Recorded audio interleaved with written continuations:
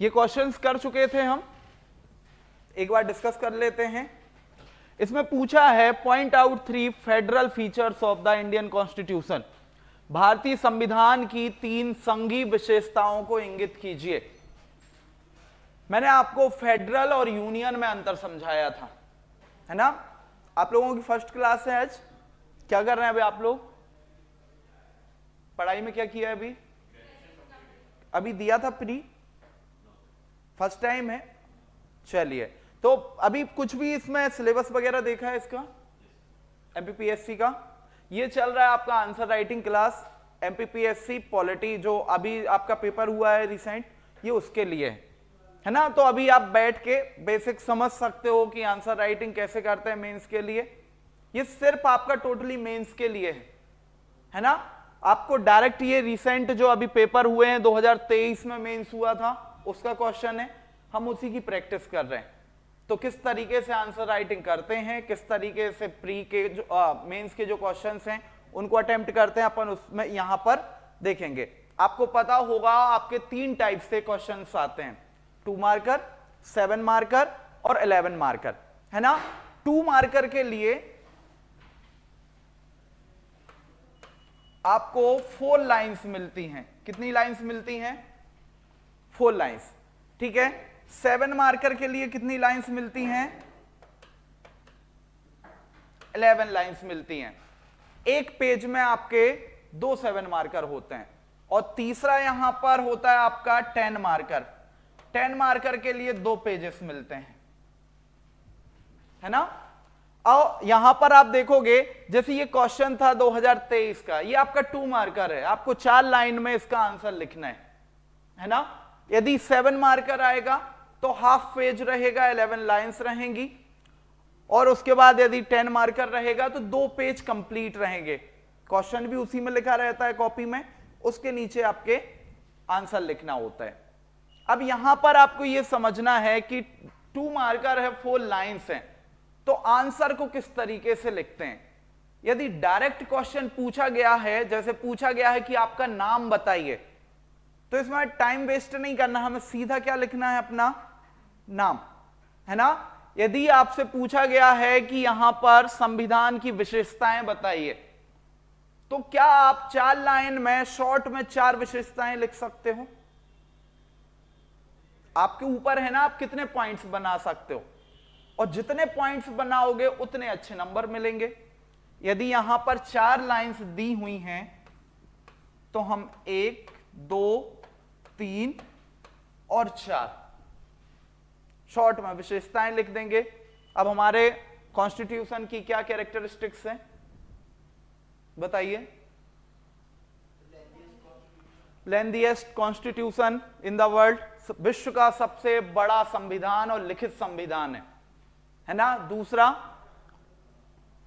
Supremacy of constitution, विश्व में देखा होगा हर एक ऐसा लोकतांत्रिक देश जहां पर संविधान है वहां संविधान की सर्वोच्चता होती है।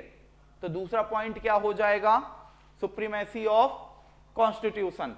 और क्या विशेषताएं हमारे संविधान में? सेपरेशन ऑफ पावर, आर्टिकल 50, और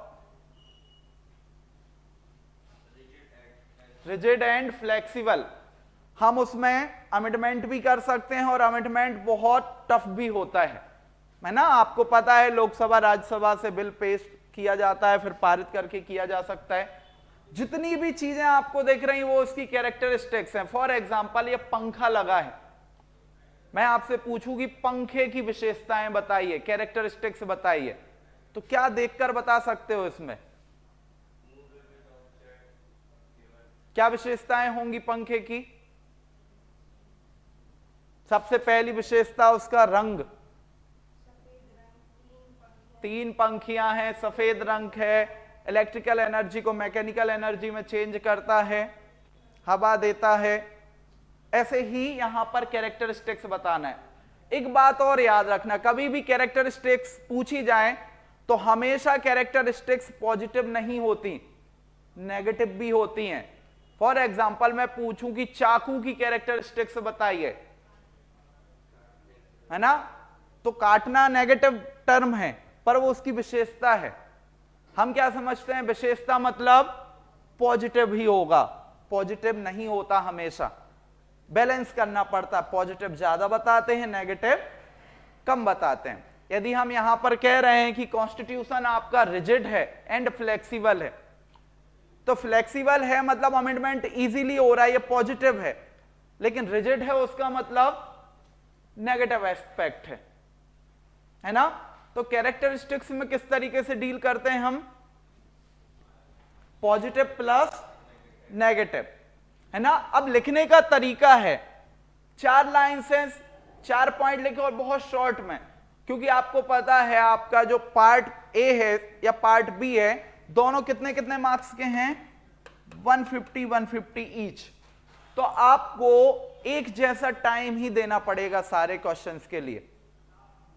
2 मार्कर में आप 1 मिनट से ज्यादा का टाइम नहीं ले सकते, क्योंकि आपको उतने ही 7 मार्कर करना है, फिर 10 मार्कर भी करना है।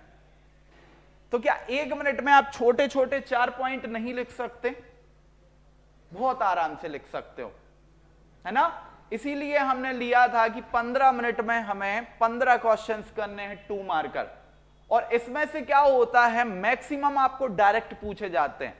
जैसे उन्होंने पूछ लिया कि आपका कॉन्स्टिट्यूशन कब एनफोर्स हुआ था, कब लागू हुआ था, क्या थी डेट, 26 जनवरी 1950 को। तो आपको डायरेक्ट लिखना है, पूरी लाइन नहीं लिखना कि हमारा भारतीय संविधान 26 जनवरी 1950 को लागू हुआ था, वो तो पढ़ लेंगे क्योंकि क्वेश्चन में लिखा है ना। जिस दिन लागू हुआ उसकी डेट डाली और सीधा लिख दिया। समझ में आया। मैंने कल भी बताया था कि पूछा महात्मा गांधी जी के पिताजी का नाम, तो पूरा पिताजी का नाम लिखने के लिए लाइन नहीं उतारनी कि महात्मा गांधी जी के पिताजी का नाम ये था, उतना अंडरस्टूड है। सिर्फ लिखना है गांधी जी के पिता का नाम और नाम लिख देना है, इससे टाइम बचता है। आंसर तो वही माना जाएगा ना, उनकी आंसर की भी जो होगी उसमें सिर्फ नाम लिखा होगा, ऐसा पूरी लाइन नहीं लिखी होगी। तो कीवर्ड आपका वही है, उसी पर मार्क्स मिलते हैं। और जो डायरेक्ट क्वेश्चन है उसमें डायरेक्ट मार्क्स मिलते हैं। आपने यहां सीधे 4 विशेषताएं पूछी, उसमें लिखा नहीं होगा कितनी विशेषताएं, लेकिन आप मैक्सिमम कितनी लिख सकते हो 4 लाइन में, 4। तो इसमें 2 में से 2 ही मार्क्स देगा। इवन 2 लिखने पर भी 2 मिलेंगे, लेकिन आपको पैटर्न पता नहीं है ना कि वो हाफ दे रहा है या 1 दे रहा है। इससे अच्छा है आप मैक्सिमम 4 आती हैं, 4 लिख दो, वो क्या करेगा, आपको मार्क्स दे देगा। ये क्वेश्चन अपन कर चुके थे। दूसरा क्वेश्चन है, इसको 50 वर्ड्स में लिखना है। अब जो पैटर्न चेंज हुआ है 2024 से, ये आपका वर्ड लिमिट कितनी कर दी है, 60। क्वेश्चन यही आएगा। लाइंस कितनी होंगी, 11। ये 7 मार्कर है, कितने नंबर का आएगा, 7 मार्कर। अब इसमें बताना है, on what grounds is the Indian constitution criticised. हम भारतीय संविधान की आलोचना किस आधार पर कर सकते हैं। हमने अभी कैरेक्टरिस्टिक्स देखी है ना, अब उसी को क्रिटिसाइज करना है। और जब क्रिटिसाइज करने आता है तो इसके लिए भी मैंने आपको लिखने का तरीका बताया। कंटेंट अच्छा है तो इंट्रोडक्शन छोटा दो और डायरेक्ट पॉइंट से लिख दो 7 मार्कर में, क्योंकि 11 लाइन्स ही हैं, आपको 7 सॉलिड पॉइंट देने हैं। यहां पर एक पॉइंट का कितना मार्क्स मिलेगा, 1, है ना। मिलता फिर भी पूरा नहीं है, 4.5, 4, 5 इतना मैक्सिमम होता है। तो आपको यहां पर क्या करना है, पहले इंट्रोडक्शन बनाना है। अब पॉजिटिव इंट्रोडक्शन कैसे बनेगा बताइए। यदि कॉन्स्टिट्यूशन के बारे में आपको पॉजिटिव लिखना है तो आप क्या लिख सकते हो,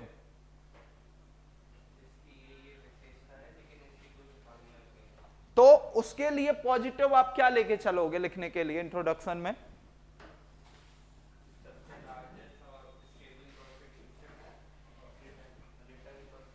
जैसा कि हमें पता है भारत का संविधान विश्व का सबसे बड़ा लिखित संविधान है, परंतु फिर भी इसमें कुछ खामियां हैं जो कि इस प्रकार हैं। ये इंट्रोडक्शन बन जाएगा। पॉजिटिव से स्टार्ट किया, क्वेश्चन पर आ गए। अब इंट्रोडक्शन के बाद जब क्वेश्चन पर आए तो लिखने के बहुत सारे तरीके हैं। कंटेंट अच्छा है, डायरेक्ट पॉइंट डालिए, सब हेडिंग लिखा और उसको इलेबोरेट कर दिया। जैसे यहां पर आपको पता है भारतीय संविधान को वकीलों का स्वर्ग कहा जाता था, यह आलोचना है, क्योंकि जितने भी व्यक्तियों ने इस कॉन्स्टिट्यूशन को बनाया है उनमें मैक्सिमम लोग क्या थे, एडवोकेट थे, है ना। तो कहीं ना कहीं यहां पर भागीदारी जो आम लोगों की होनी चाहिए थी वो थी क्या, नहीं थी। एक चीज और आपको पता होगा, जब कॉन्स्टिट्यूएंट असेंबली बनी थी आपकी, उस समय एक इलेक्शन माना गया था, वो इनडायरेक्ट इलेक्शन था। 10 लाख लोगों पर एक कैंडिडेट को लिया गया था। क्या इलेक्शन हुआ था, नॉमिनेट ही किया था ना। दूसरी खामी हो जाएगी कि ऐसे लोगों ने इसको बनाया है जो इनडायरेक्ट इलेक्शन का पार्ट थे। डायरेक्ट होता तो हो सकता हार भी जाते, कोई जीतता ना उनमें से, तो क्या वो उसके पार्ट हो सकते थे, नहीं हो सकते थे। हमने अभी पढ़ा था रिजिड एंड फ्लेक्सिबल है हमारा कॉन्स्टिट्यूशन, तो एक इसकी आलोचना ये है कि ये रिजिड है। फ्लेक्सिबल तो हमारे लिए पॉजिटिव है, पर रिजिड है मतलब इसमें इजीली अमेंडमेंट नहीं हो सकते। इसके अलावा है तो ये यूनियन का पार्ट, लेकिन फिर भी यूनिटरी जैसा ये कभी कभी आपको देखने को मिलेगा। जब इमरजेंसी लगती है उस समय क्या होगा, पूरी पावर कहां चली जाएगी, सेंटर के पास, केंद्र के पास, है ना। आप लोगों को पता होगा कब कब लगी इमरजेंसी इंडिया में, 3 बार। बताइए कब कब लगाई गई। 1962, देखो अपने वॉर्स कब कब हुई, इंडिया चाइना 1962 फर्स्ट इमरजेंसी लगी, सेकेंड वॉर पाकिस्तान से हुई, लेकिन ये 1962 में जो इमरजेंसी लगी थी वो 1965 तक भी चली। तो ये पहली बार कब लगी, 1962 से 65 में हम पाकिस्तान से युद्ध हुआ, 62 में किससे युद्ध हुआ, चाइना से। दूसरी इमरजेंसी लगी सेकेंड वॉर 1971 जब हमने बांग्लादेश बनवाया, है ना। तो ये सेकेंड इमरजेंसी थी। थर्ड इमरजेंसी कब लगी, इंदिरा गांधी, डेट याद है, 25 जून 1975। इस तरीके से कितनी बार लगी ये, 3 बार, है ना। अब जब ये इमरजेंसी लगती है तो क्या होता है, पावर किसके पास आ जाती है, केंद्र के पास, है ना। जैसे आप लोगों को पता है उस समय 1975 में प्राइम मिनिस्टर कौन थी, इंदिरा गांधी। अब जो भी काम होता, जनरली जैसा डिक्टेटरशिप चलती है ना, कि एक ही व्यक्ति पूरे देश को लीड कर रहा है, ना तो संसद रहेगी उस समय अपने सत्र में, ना ही राज्य सरकारें कोई फैसला ले सकती हैं। आर्टिकल 249 कहता है कि जब इमरजेंसी होगी तो स्टेट लिस्ट पर भी लॉ बनाने का जो प्रावधान है वो किसके पास आ जाता है, केंद्र के पास आ जाता है। तो ये यहां पर पूरी की पूरी मनमानी हो सकती है। यहां मजबूरी थी, क्यों, क्योंकि यहां युद्ध चल रहा था, है ना। तो अब सत्र नहीं हो सकते, सेशंस नहीं हो सकते, तो अब संसद के लोगों से वोट नहीं करा सकते, बिल पेश नहीं करा सकते, तब यहां पे डिसीजन लेना पड़ता है। लेकिन यहां पर क्या किया था उन्होंने, क्यों लगाई थी ये 1975 में इमरजेंसी, आपको पता है आर्टिकल 352 में आपकी नेशनल इमरजेंसी का प्रोविजन है। नेशनल इमरजेंसी जब लगती है तो उसके कुछ ग्राउंड्स होते हैं, है ना। क्या क्या हैं ग्राउंड्स नेशनल इमरजेंसी लगाने के, एक तो वॉर होना चाहिए, दूसरे देशों से आपका युद्ध हो रहा हो तब लगा सकते हैं, इंटरनल रिबेलियन और आर्म्ड रिबेलियन हो सकता है, क्या यहां पर इंटरनल डिस्टरबेंस को मानते हैं? आंतरिक अशांति नहीं मानते, लेकिन 1975 में इंटरनल डिस्टरबेंस को ही ग्राउंड माना गया था, उस आधार पर यह इमरजेंसी लगाई गई थी। उसके में हुआ यह था, आप लोगों ने एक व्यक्ति का नाम सुना होगा, जेपी नारायण, सुना है? हमारे देश के स्वतंत्रता सेनानियों में से एक थे, है ना? 1942 क्विट इंडिया मूवमेंट में इन्होंने पार्टिसिपेट किया। क्विट इंडिया मूवमेंट में आप लोगों को याद होगा कि बिहार में इन्हें कैद किया गया था, इन्होंने उस जेल को तोड़ दिया था, बांकीपुर जेल को तोड़ के ये भागे थे। गांधी जी लोग और जो भी जितने भी बड़े बड़े स्वतंत्रता सेनानी थे, 1950 के बाद उनकी सबकी डेथ हो गई, है ना, क्योंकि एज बहुत हो चुकी थी। लेकिन जेपी नारायण उस समय तक युवा थे, तो 1970 तक आते आते वो उस समय थे, लेकिन वो पॉलिटिक्स का पार्ट नहीं थे। लेकिन हुआ ये कि जब उन्होंने देखा कि 1971 के बाद से डिक्टेटरशिप स्टार्ट होने लगी, कांग्रेस का पलड़ा भारी होने लगा, तब उन्होंने वापस से पॉलिटिक्स में क्या किया, एंटर किया। और उन्होंने पटना में एक रैली बुलाई, आंदोलन हुआ, उसमें एक भाषण दिया और उसमें उन्होंने कहा कि जरूरी नहीं है कि सारे ऑर्डर्स फॉलो किए जाएं। यदि सेना से बोला जाए कि निहत्थे लोगों पर गोलियां चलाना है, तो उसको ऑर्डर फॉलो करने को वो क्या कर दे, मना कर दे। इसी लाइन को क्या बना लिया गया, ग्राउंड बना लिया गया कि ये तख्ता पलट के लिए सेना को क्या कर रहे हैं, भड़का रहे हैं। तो इस ग्राउंड पर इंटरनल डिस्टरबेंस के आधार पर इंदिरा गांधी जी ने क्या लगा दी, नेशनल इमरजेंसी।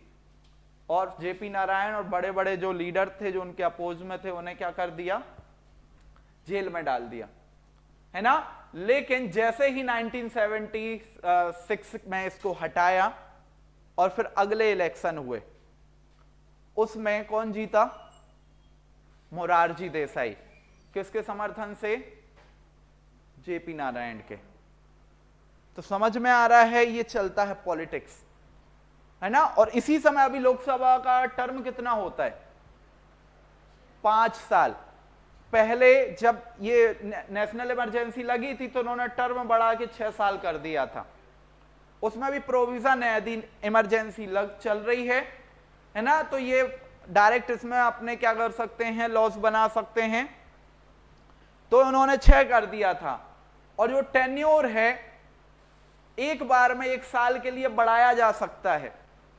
यदि वो लगी रहती तो आज तक भी वो चलाती रहती होती तो। लेकिन प्रॉब्लम ये है कि यदि ज्यादा टाइम तक उसको रखते तो फिर जनता टॉलरेट नहीं कर पाती, इसीलिए उन्होंने उसको हटा दिया। और जो इमेज बनाई थी 1971 की वॉर से उन्होंने, वो यहां पे पूरी धूमिल हो गई। लेकिन फिर से जीती वो 1980 में। क्या कारण था उसका, क्योंकि अपोजिशन बहुत अच्छा नहीं था। मोरारजी देसाई जो थे कोलिशन सरकार का पार्ट थे, कांग्रेस के अलावा दूसरी बड़ी पार्टियां नहीं थी उस समय। और 1979-80 में बिहार में बाढ़ आई थी, तो उनका एक किस्सा है इंदिरा गांधी जी का। वो भरी बाढ़ में हाथी के ऊपर बैठ के उस गांव पहुंच गई थी जो बाढ़ में फंसा हुआ था। तो कहीं ना कहीं लोगों को लगा कि ये ऐसी महिला है जिन्हें लोगों से हमदर्दी है ना। उससे पहले एक बार आपने देखा था, आपको पता है, बांग्लादेश और म्यांमार से रोहिंग्या आपके भारत में एंटर करते हैं। तो ये जो रोहिंग्यास थे, ये रेफ्यूजीज होते थे, है ना। तो अभी हमारे यहाँ कोई भी, अब आप अमेरिका को देख लो, भारतीयों को वापस भेज रहा है। कोई भी अपने यहाँ ऐसे पॉपुलेशन बढ़ाने के लिए लोगों को नहीं रखना चाहता। लेकिन इंदिरा गांधी का थोड़ा सॉफ्ट कॉर्नर था, तो उन्होंने रेफ्यूजी कैंप्स बना दिए थे। इवन बाद में लोगों को मान्यता भी मिली। इसीलिए आप लोगों ने अभी देखा होगा, है ना, सीए जब आया था उसके तहत एनआरसी जो आया, तो उसमें लोगों की जांच हो रही थी कि कौन भारतीय है कौन नहीं है। तो इसीलिए इस तरीके से लीडर थी कि एक इलेक्शन इतनी बड़ी गलती करने के बाद फिर से जीत गई 80 में, ठीक है। तो इन चीजों को भी जो संविधान में आपके दी हुई हैं, है ना, नेगेटिव रोल प्ले करती हैं, उनको भी हम दिखा सकते हैं। ऊपर से फिर हमारा संविधान कार्बन कॉपी माना जाता 1935 के एक्ट का, जो कहां से आया था, ब्रिटिश गवर्नमेंट लाई थी, है ना। हम अपने संविधान को बोरोड कॉन्स्टिट्यूशन कहते हैं, उधार का संविधान है। अब उधार का संविधान क्यों है हमारा संविधान? कितने देशों के कॉन्स्टिट्यूशन को पढ़ा हमने, तब बनाया इसको? 60 से अधिक देशों को पढ़ा, फिर अपने कॉन्स्टिट्यूशन को बनाया। मतलब हमें जिस भी कॉन्स्टिट्यूशन में जो भी अच्छा लगा उसको उठाया और डाल दिया। अब 7 पॉइंट्स आपने यहां डाल दिए, आया कंक्लूजन। यहां पर 7 मार्कर में यदि आपको स्पेस बचता है तो कंक्लूजन लिखना है, और यदि नहीं बचता तो नहीं लिखना। कंक्लूजन भी कैसा लिखते हैं? पॉजिटिव लिखते हैं। अब इसमें आलोचना करनी थी, मतलब आप नेगेटिव पॉइंट्स डाल रहे हो, तो कंक्लूजन में क्या लिख सकते हो? क्या लिखोगे कंक्लूजन में? तारीफ करना है हमारे कॉन्स्टिट्यूशन की। हम ये लिख सकते हैं कि इतनी सारी नकारात्मक चीजें होने के बावजूद हमारा संविधान विश्व की सबसे बड़ी लोकतंत्र व्यवस्था को बनाए रखे है ना। आप देख लो, छोटे छोटे देश अपने देश में लोकतंत्र व्यवस्था नहीं बना पा रहे हैं। सबसे बड़ी डेमोक्रेसी है हम, क्योंकि अब तो हम चाइना से भी ज्यादा पॉपुलेशन में हो गए होंगे, सेंसस हो जाएगा तो पता चल जाएगा। फिर भी एक एस्टिमेट है 140 करोड़ तो हो ही गया होगा, 121 था 2011 में। तो सबसे बड़ी डेमोक्रेसी, इतनी सारी पॉपुलेशन, उसमें भी इतनी सारी डाइवर्सिटी, रिलीजन्स हैं इतने सारे, है ना, संप्रदाय हैं, धर्म हैं, जातियां हैं, उपजातियां हैं, ट्राइब्स हैं। इसके बावजूद भी हम इस डेमोक्रेसी को मेंटेन करके रखें, तो ये बड़ी बात है। समझ में आया? ठीक है। और आपके जो क्वेश्चंस थे ये कर चुके थे, या इसी की बात कर रहे थे कल हम? ये बेसिक स्ट्रक्चर। बेसिक स्ट्रक्चर क्या कहलाता है?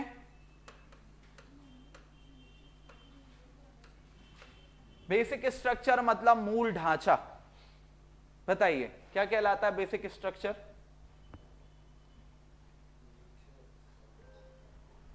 कब आया था ये कॉन्सेप्ट? पहली बार ये कॉन्सेप्ट दिया गया था 24 अप्रैल 1973 में। एक केस हुआ था, Kesavananda Bharati versus state of Kerala. अभी मृत्यु हुई है इनकी, केशवानंद की, पद्म भूषण मिला हुआ है इन्हें, है ना।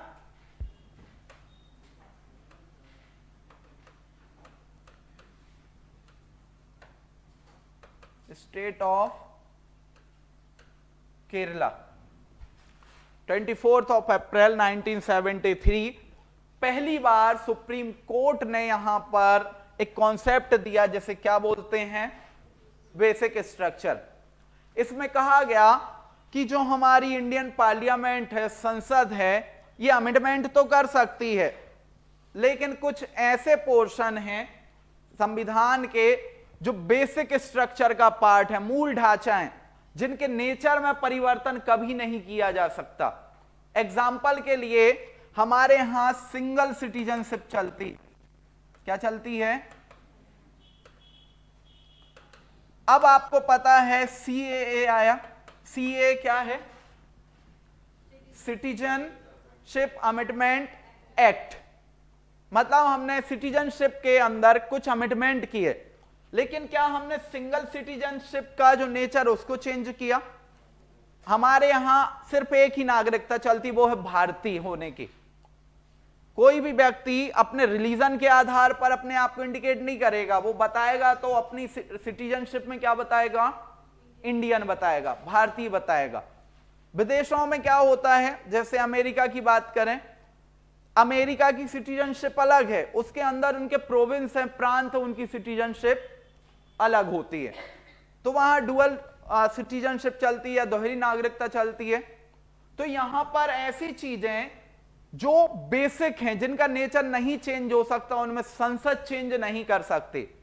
कॉन्स्टिट्यूशन में कहीं मेंशन नहीं है बेसिक स्ट्रक्चर, ये तो इस केस में बात की गई। अब क्वेश्चन आता है कि ये कौन बताएगा कि बेसिक स्ट्रक्चर क्या है?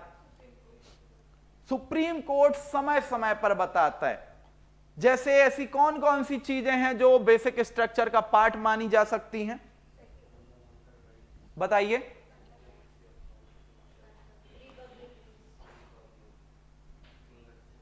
सिंगल सिटीजनशिप हो गई, है ना। इसके बाद सुप्रीमेसी ऑफ कॉन्स्टिट्यूशन हो गई, है ना, और फंडामेंटल राइट्स हो गए, रिपब्लिकन नेचर हो गया, डेमोक्रेटिक नेचर हो गया, हमने जस्टिस जोड़े थे उसमें, है ना। हमारी जो अर्थव्यवस्था या फिर समाज है वो कैसा है, सोशलिस्ट है। तो ये सारी चीजें क्या मानी जाएंगी, बेसिक स्ट्रक्चर का पार्ट। सेपरेशन ऑफ पावर हो गया, है ना, क्योंकि 3 बॉडीज हैं, एग्जीक्यूटिव, लेजिस्लेचर और जुडिशरी। अब तीनों एक दूसरे के बीच में आएंगे तो काम नहीं हो पाएगा, इसीलिए किसका पार्ट हो गए, बेसिक स्ट्रक्चर का पार्ट हो गए, है ना। अब ये आया था 2023 के मेंस में। ऐसे क्वेश्चंस क्या हैं, आपको समझना है कि इसमें लिखना क्या है। इसमें फाइनली जो ये लाइन है, कोर्ट है, वो किसके बारे में कह रहा है, बेसिक स्ट्रक्चर। तो जब हम इंट्रोडक्शन लिखेंगे तो हम ये बताएंगे इसकी शुरुआत कहां से हुई, है ना। तो हमने ये लाइन लिखी और उसमें बताया कि ये किसका, कहां से स्टार्ट हुआ, केशवानंद भारती बनाम स्टेट ऑफ केरला, 24 अप्रैल 1973 से ये कॉन्सेप्ट आया। फिर समझाएंगे मूल ढांचा क्या होता है, बेसिक स्ट्रक्चर क्या होता है ना। उसके बाद हम उसको बताएंगे कि बेसिक स्ट्रक्चर का कॉन्सेप्ट कौन देता है, कौन डिसाइड करेगा, सुप्रीम कोर्ट। अब बेसिक स्ट्रक्चर होते कौन कौन से हैं उन्हें डिस्क्राइब कर दो, और लास्ट में इसको पॉजिटिव वे में क्लोज कर दो। क्योंकि सेपरेशन ऑफ पावर में क्या होगा, तीनों बॉडीज एक दूसरे के काम में दखल अंदाजी नहीं करेंगे, तभी काम सही हो पाएगा, है ना। और कई बार क्या होता है कि यदि केंद्र के पास अमेंडमेंट करने की पावर आ जाए तो कोई भी सत्ताधारी दल अपने हिसाब से उसमें परिवर्तन कर सकता है। उसको रोकने के लिए यहां पर जुडिशरी को एक्टिव होना पड़ता है। एक मैं आपको बेसिक सा केस बताता हूं। अभी बहुत फेमस वेब सीरीज चल रही है आश्रम, सुना है, 3रा सीजन आया अभी। किस बाबा के ऊपर है, बाबा राम रहीम का नाम सुना है ना। बाबा राम रहीम के ऊपर केस था, लेकिन बाबा राम रहीम जो थे वो इतने बड़े लीडर या प्रभावी व्यक्ति माने जाते थे कि कहते थे कि जिस राज्य में थे वहां की सरकार डिसाइड कर देते थे। अब बड़े बड़े नेता जिनके सामने नतमस्तक हो रहे हैं, क्या उन्हें इजीली गिरफ्तार किया जा सकता है, नहीं किया जा सकता। गवर्नमेंट मतलब किसका पार्ट है, लेजिस्लेचर और एग्जीक्यूटिव का। यदि जुडिशरी इसमें आगे नहीं आती तो शायद उन्हें नहीं पकड़ा जाता, है ना। एक ऐसा व्यक्ति जिसको गिरफ्तार करने के लिए धारा 144 लगानी पड़ी थी, क्योंकि उनके समर्थक इतनी भीड़ इकट्ठा करके खड़े हो गए थे कि कोर्ट में पेशी होना बहुत मुश्किल हो गया था, है ना। तो यहां पर क्या है कि तीनों बॉडीज अलग अलग हैं। लेजिस्लेचर क्या कर रही है, लॉ बना रही है, एग्जीक्यूटिव उस लॉ को क्या कर रही है, एग्जीक्यूट कर रही है, और जुडिशरी उसमें देखेगी क्या ये लॉ सही है या नहीं है, कोई काम हो रहा है तो उसके अनुरूप हो रहा है या नहीं हो रहा है। तो यहां पर जो बेसिक स्ट्रक्चर है उसमें कहीं ना कहीं जुडिशरी का रोल इंपॉर्टेंट हो जाता है।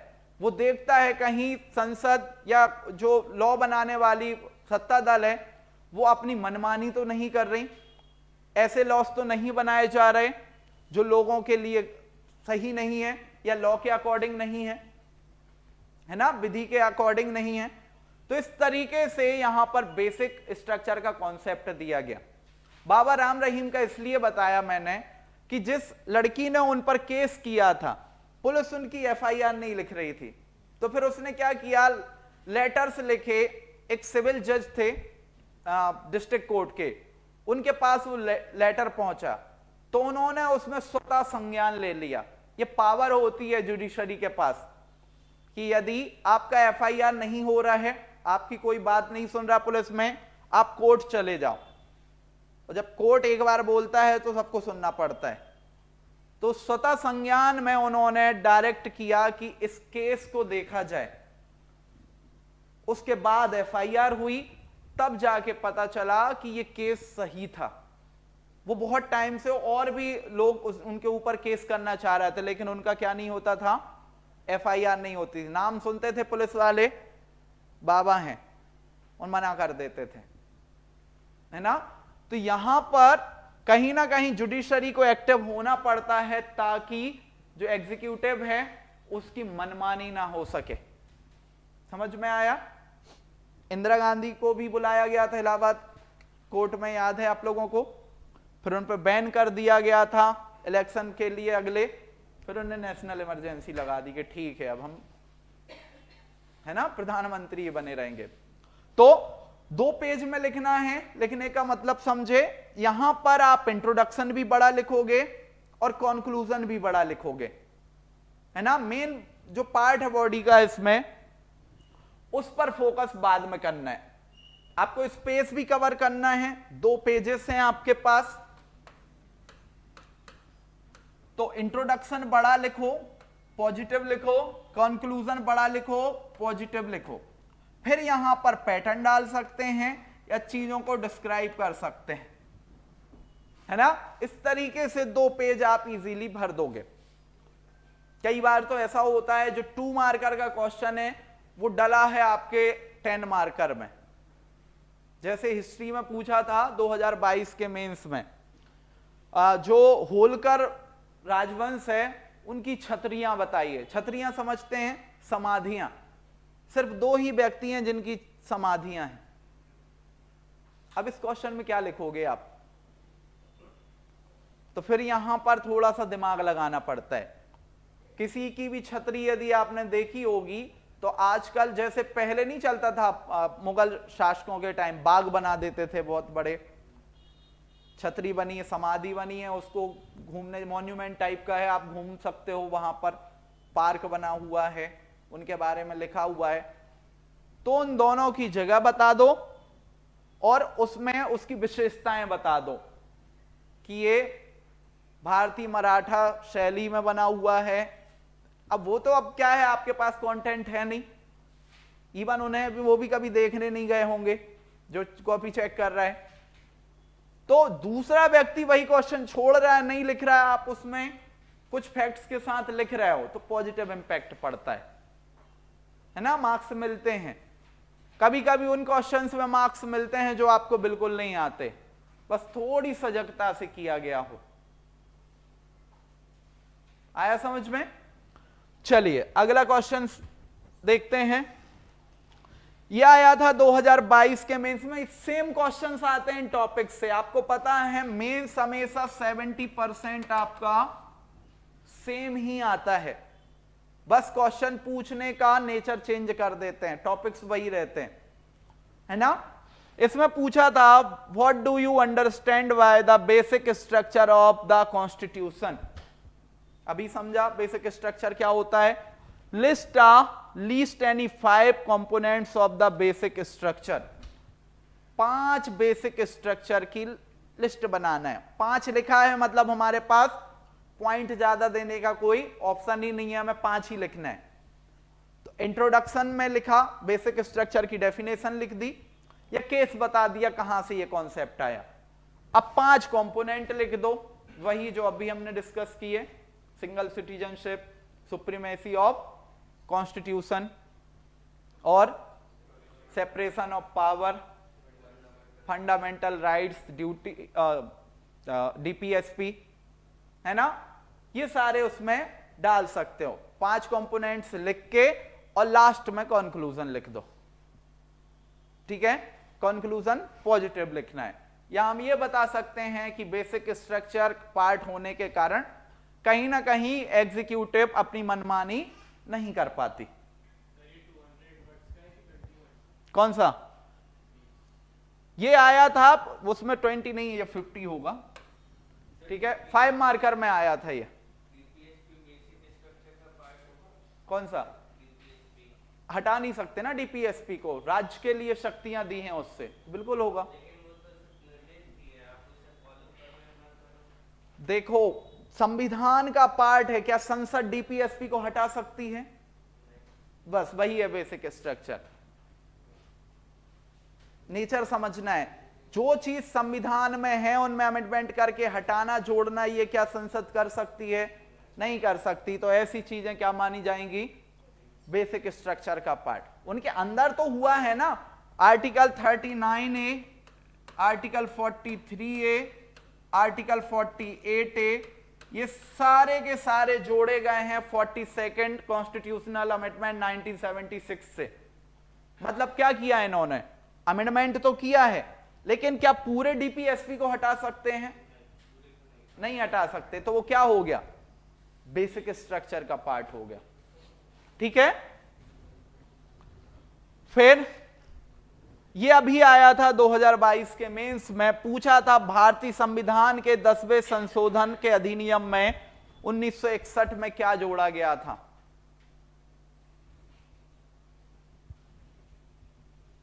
ऐसे क्वेश्चंस आते हैं, ये फैक्चुअल है डायरेक्ट आपका, है ना। अब एक चीज याद रखना, आपको जनरली आर्टिकल्स पता होने चाहिए, जितने इंपॉर्टेंट आर्टिकल्स हैं। आपको शेड्यूल पता होनी चाहिए, है ना। कितने शेड्यूल्स हैं? 12। आपको सेक्शंस पता होना चाहिए। और चौथा, आपको यहां पर अमेंडमेंट्स भी पता होना चाहिए। सारे तो नहीं पता होंगे, कितने हैं टोटल? 106 हो गए हैं। वो बिल आ गया है 106 वाला, जो महिलाओं को लोकसभा, अगली लोकसभा में रिजर्वेशन देगा, ठीक है। तो आपको मैक्सिमम अमेंडमेंट पता होना चाहिए, क्योंकि ये फैक्चुअल फॉर्म में आपसे पूछ लेगा। अब आपने प्री में एक टॉपिक पढ़ा होगा, रीऑर्गेनाइजेशन, पुनर्गठन, जिसमें आपने राज्यों का पुनर्गठन देखा होगा। जैसे अभी क्वेश्चन आया था प्री में, पूछा था 1956 में कितने स्टेट और कितने यूटीज थी? बताइए। हुआ ये था, जब हमने रीऑर्गेनाइजेशन किया आजाद होने के बाद, तो हमने 7th कॉन्स्टिट्यूशनल अमेंडमेंट किया 1956 में। इस 7वें संविधान संशोधन के बाद हमने राज्यों का पुनर्गठन किया।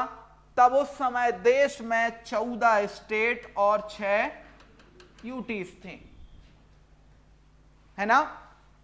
उसके बाद धीरे धीरे धीरे रीऑर्गेनाइजेशन होता गया, और भी स्टेट्स बनते गए, अलग अलग यूटीज बनती गई। तो कुल मिलाकर अभी वर्तमान में कितने हैं? 28 स्टेट्स, 8 यूटीज, है ना। ये था आपका पुनर्गठन। अब इसमें पुनर्गठन ही हो रहा था 1956 के बाद। तो उसमें पूछा है हमने, 10वां संविधान संशोधन अधिनियम लेके आए, जो एक्ट लेके आए थे, इसके तहत हमने किस स्टेट को जोड़ा या क्या यूटी बनाई, ये बताना था इसमें। किसी को पता है 10वें संविधान संशोधन के द्वारा क्या किया गया?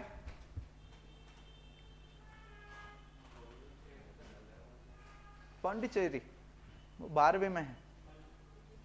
मणिपुर, सिक्किम तो 35th कॉन्स्टिट्यूशन अमेंडमेंट था, पहले उसको हमने एक इनकम्प्लीट स्टेट बनाया, फिर 36 1975 से उसको कंप्लीट स्टेट बना लिया, है ना।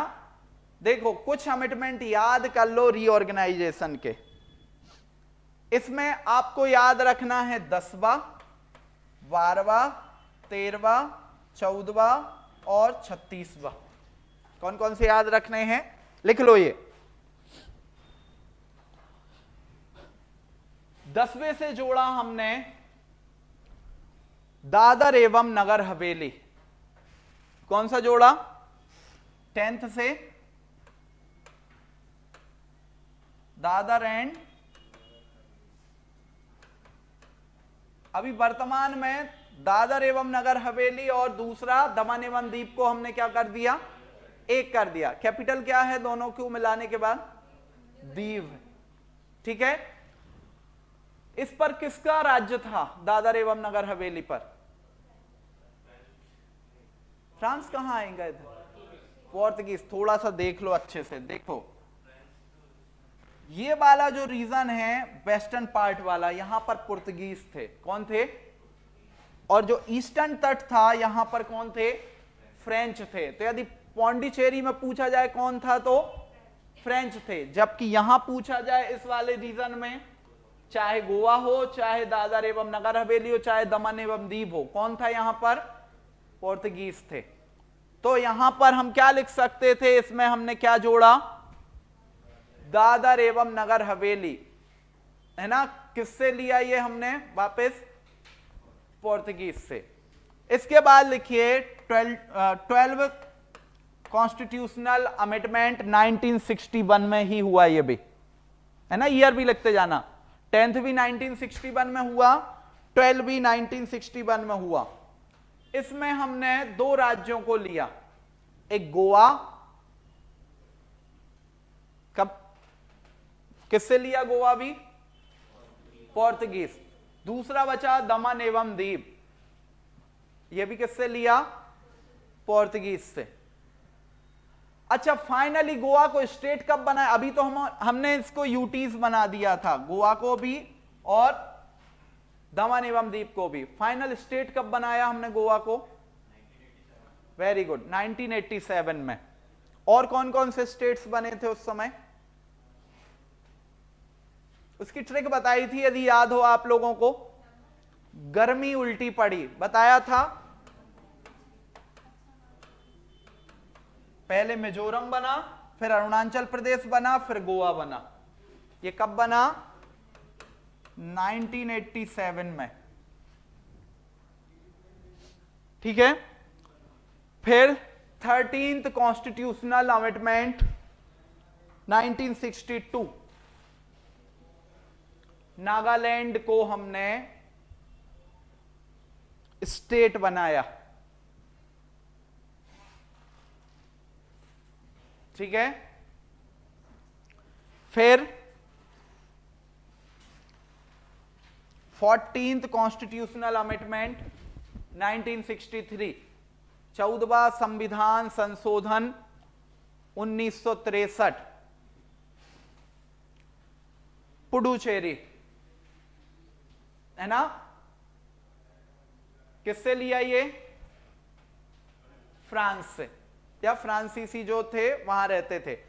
अच्छा, आप लोगों को ये पता है, पूछा जाता है पुडुचेरी जो है यूटी है, लेकिन ये अलग अलग राज्यों में फैला हुआ है। इसका एरिया कितने राज्यों में फैला है?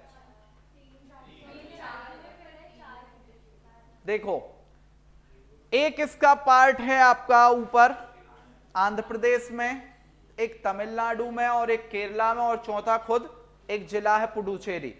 तो 4 जिले हैं इसके, है ना।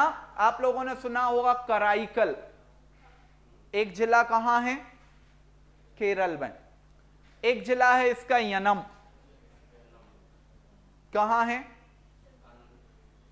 आंध्र प्रदेश। एक है माहे, केरला, सॉरी कराईकल तमिलनाडु में। और चौथा बचा पुडुचेरी, वो खुद पुडुचेरी आपका कहां है?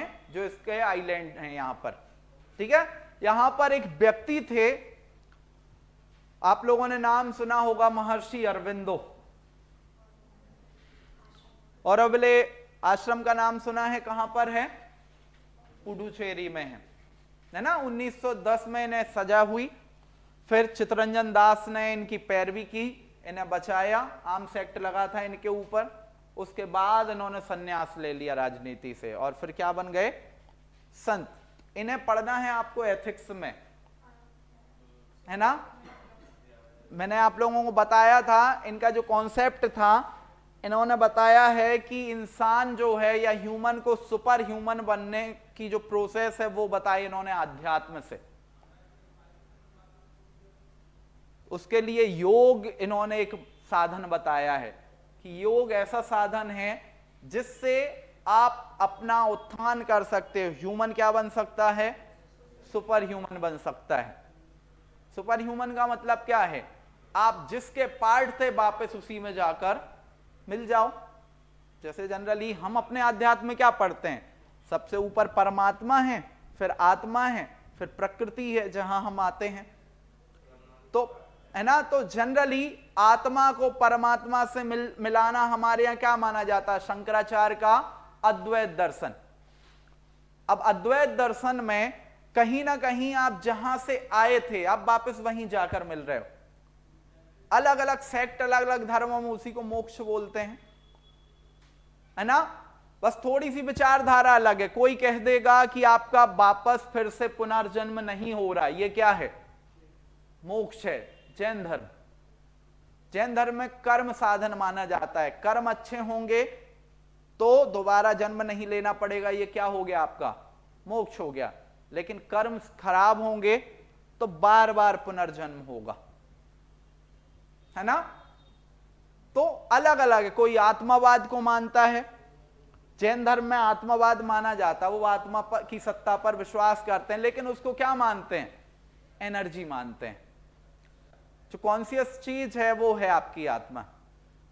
तो ये चीजें भी आपको पढ़ना है। अब यहां पर आप पॉलिटिकल थॉट पढ़ोगे, अरविंदो का कुछ भी आएगा तो वो पॉलिटिकल फॉर्म में आएगा, लेकिन आप जब वहां पढ़ोगे एथिक्स में, तब क्या पढ़ोगे? उनका दर्शन पढ़ोगे, फिलॉसफी। यदि आप लोग फिलॉसफी पढ़ गए सबकी, तो आपको कोई कभी भी मूर्ख नहीं बना सकता। रजनीश ओशो का नाम सुना है? ऐसे व्यक्ति हैं, कहते हैं उन्होंने जो बुक लिखी है उसको यदि आपने पढ़ा, सुन लिया, तो उसमें इतना खतरा रहता है कि आप उनसे इन्फ्लुएंस हो सकते हो। क्योंकि उन्होंने क्या किया? वो दर्शन शास्त्र के विद्यार्थी थे, उन्होंने सारे दर्शन पढ़े, उसके बाद खुद की फिलॉसफी दे दी।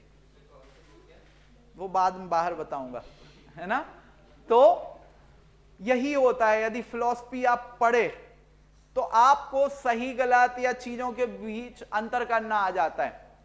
आप लोगों ने कभी सोचा है इतने जो बाबा लोग हैं ये लोगों को इतना इन्फ्लुएंस कैसे कर लेते हैं? ब्रेन वॉश हो रहा है, मतलब कैसे हो रहा है? फिलॉसफी से हो रहा है ना। और धर्म के नाम पे हमें डर लगता है कि कहीं कुछ गलत हो गया, जा रहे हैं गाड़ी मार गई कुछ, क्योंकि हमने कुछ गलत किया होगा, भगवान के बारे में गलत बोला होगा, सोचा होगा। जो चीज नहीं होती उस चीज को भी डरा देते हैं। तो फिर क्या होता है? लोग इन्फ्लुएंस होने लगते हैं, है ना। वही, यही तो उससे सबसे अच्छा है कि पहले हमारे थॉट्स क्लियर हों। दयानंद सरस्वती कहते थे कि वेद पढ़ना चाहिए जीवन में एक बार हर व्यक्ति को। हम अपने आप को हिंदू तो कहते हैं, पर हमने अभी तक वेद ही नहीं पढ़े, और दूसरा आदमी हमें उसकी गलत व्याख्या, गलत इंटरप्रिटेशन करके कुछ भी समझा देगा, आप मान भी जाओगे और वही चीजें फॉलो भी करोगे। इतना अंधविश्वास है नहीं, इतना पाखंड उनमें है नहीं जितना हमसे करवाया जाता है ना। जाने को तो मंदिर डेली जाना भी कोई वो नहीं है, आपको मन है तो जाओ। उधर जाते इसलिए कि हम मांगते हैं भगवान से, जबकि हमें जाना इसलिए चाहिए कि हमारा मन कर रहा है मिलने का, कि हाँ आज वहां भगवान से मिलना अच्छा लग रहा है। जबकि हम कब जाएंगे? कल पेपर है, आज जा रहे हैं। समझ में आया? तो ये चीजें सुधारना है। हर चीज स्वार्थ के लिए नहीं करना कि हमें चाहिए, है ना। मांगना बंद ही कर दो। थोड़ा सा खुद पे ट्रस्ट रखना स्टार्ट करो कि यदि मैं कर रहा हूं तो अच्छा करूंगा। नहीं तो एक डर रहता है, फिर पता चला राम राम जप रहे हैं जब तक रिजल्ट आ रहा है, और फिर नहीं हुआ तो भगवान से प्रॉब्लम, हो गया तो भगवान ने किया। समझ में आया? तो खुद का इसमें आपने क्या किया? सेल्फ डाउट में लेके आ गए, हटा दिया। तो थोड़ा सा इसको समझिए, है ना। इसीलिए जब फिलॉसफी पढ़ोगे, एथिक्स पढ़ोगे, तो उसमें ये दर्शन में आपको चीजें समझ में आएंगी। चलिए, ये समझ में आया। ये डायरेक्ट क्वेश्चन आएंगे, आपसे पूछे जाएंगे इनमें से। और इसमें आप लोगों को पता होगा बॉम्बे जो था उस समय स्टेट था, बॉम्बे में जो नॉर्थ की तरफ सौराष्ट्र वाला रीजन था वहां लोग मराठी बोलते थे, और जो साउथ की तरफ रीजन था, सॉरी नॉर्थ की तरफ जो था वहां गुजराती बोलते थे, जो साउथ की तरफ था वहां क्या बोलते थे, मराठी। तो सबसे पहले बॉम्बे को 1960 में तोड़ा गया। कब तोड़ा गया? 1960 में, और 2 स्टेट बना दिए बॉम्बे को तोड़कर। ऊपर वाला स्टेट बना गुजरात और नीचे वाला स्टेट जहां गुजराती बोली जाती थी वो बना महाराष्ट्र, है ना। तो 1960 में बना था आपका गुजरात, ठीक है। मैंने एक ट्रिक बताई थी आपको, गुना याद है?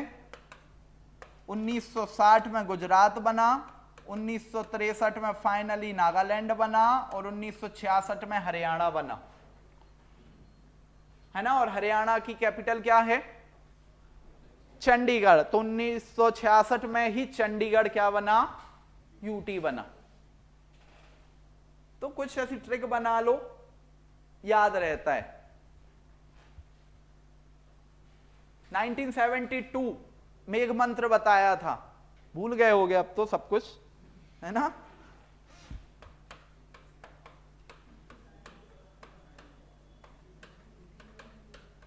मेघ मंत्र मतलब, मेघ मतलब मेघालय बना, मा से मिजोरम, ता से त्रिपुरा। देखो कभी कभी क्या होगा, कुछ ट्रिक्स याद रखना पड़ेंगे। ये मैं शॉर्ट में बता रहा हूं आपको, जब पूरी क्लास आपने ली थी मैंने पूरा रीऑर्गेनाइजेशन पढ़ाया था।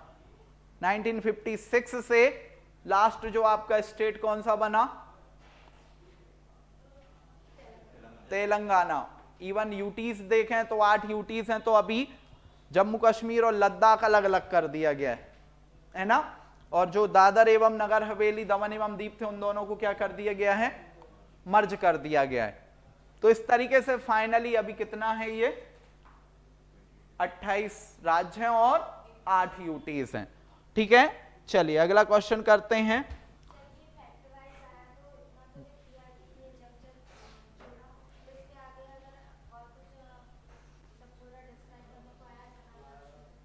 सेवन मार्क्स में नहीं आएगा इतना, वो क्वेश्चन का नेचर होता है ना कि आपको क्या पूछना है ना। 7 मार्कर में ऐसे क्वेश्चंस आएंगे जिसका कंटेंट होता है उस तरीके का लिखने का, इसीलिए इसमें डायरेक्ट पूछा ना 10वां संविधान संशोधन में क्या जोड़ा गया। नाम लिखना था अकेला, और ये लिख देते कि वो वहां पर किसका शासन था पहले, उनसे लेके जोड़ा गया तो और अच्छा है, उसके ये समझ में आ जाएगा कि आपको प्रॉपर ये पता है, ठीक है। अब right a critical note on the Indian constitution, लिख लोगे इसको।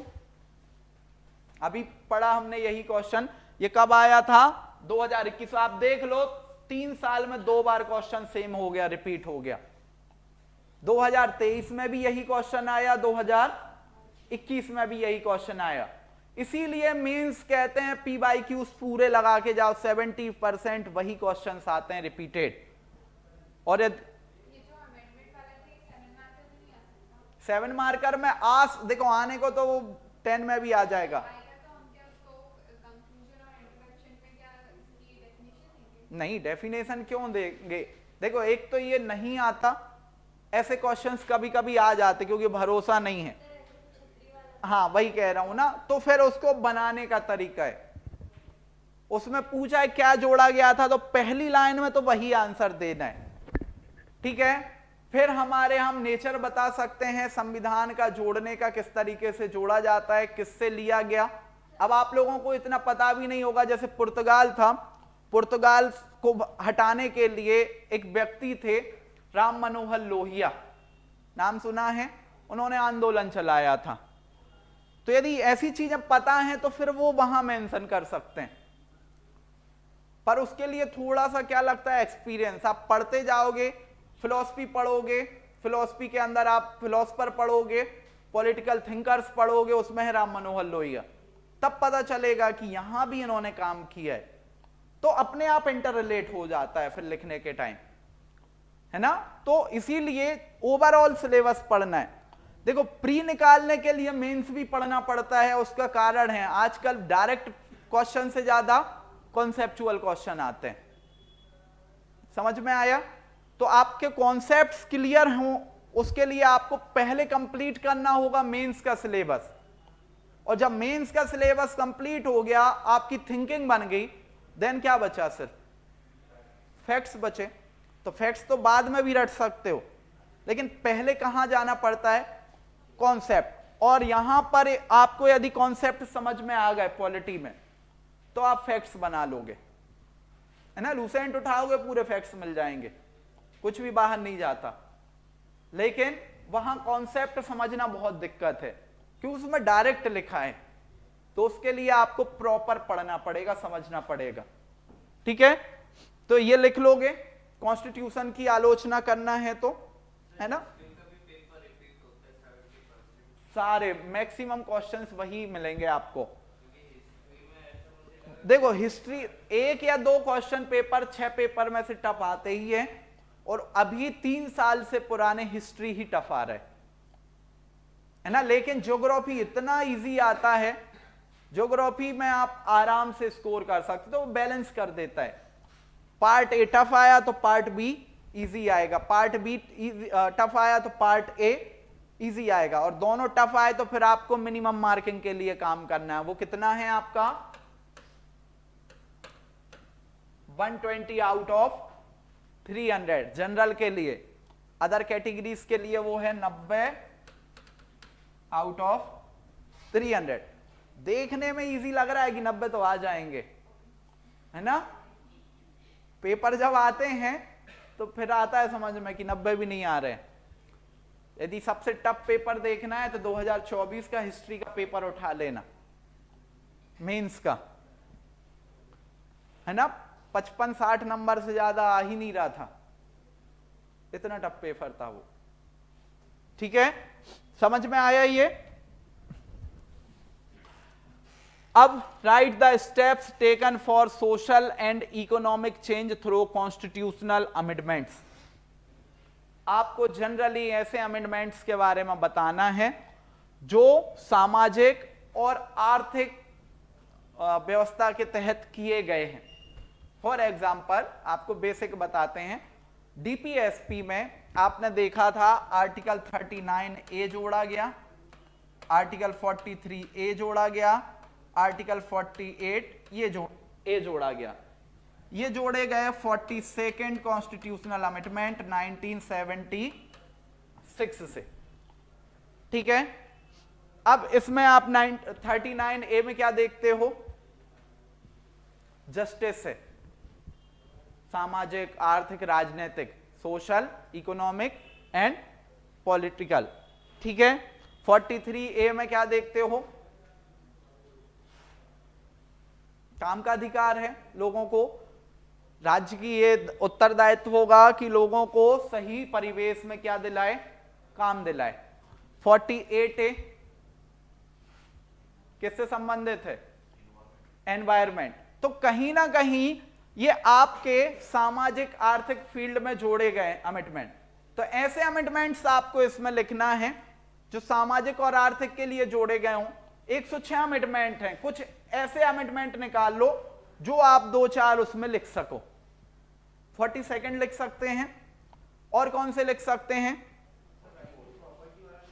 राइट टू प्रॉपर्टी सामाजिक में नहीं आएगा, वो लीगल किया है, पॉलिटिकल है। 44th में क्या किया गया? बिल्कुल, ये कर सकते हैं। फिर 102 कर सकते हैं क्या? 103 कर सकते हैं क्या? जीएसटी कर सकते हैं। 106 कर सकते हैं। 105 कर सकते हैं।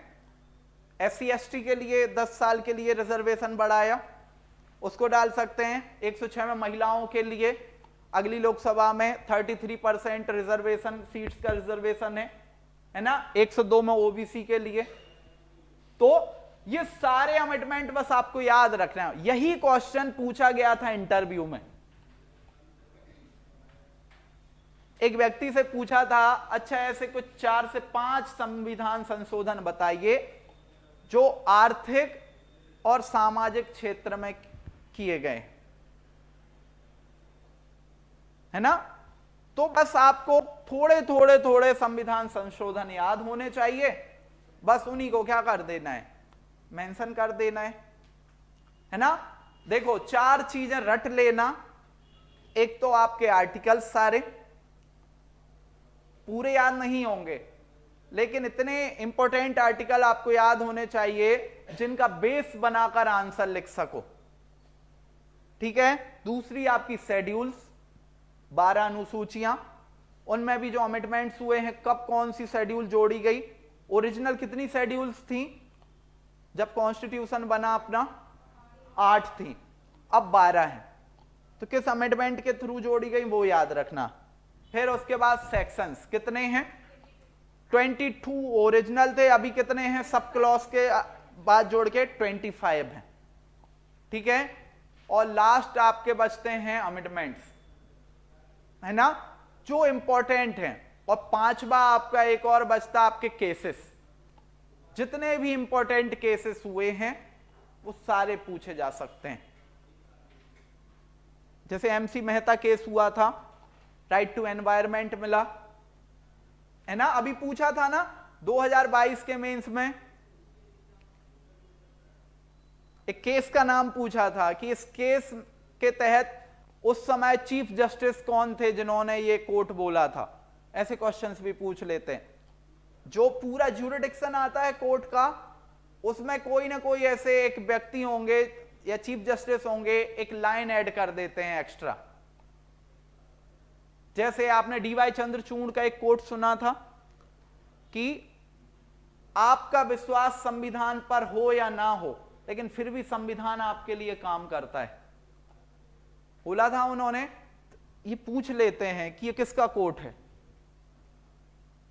ना। जैसे मैंने बोला था कि भारत का संविधान क्वासी फेडरल है, ये किसका कोट था, केसी वियर का।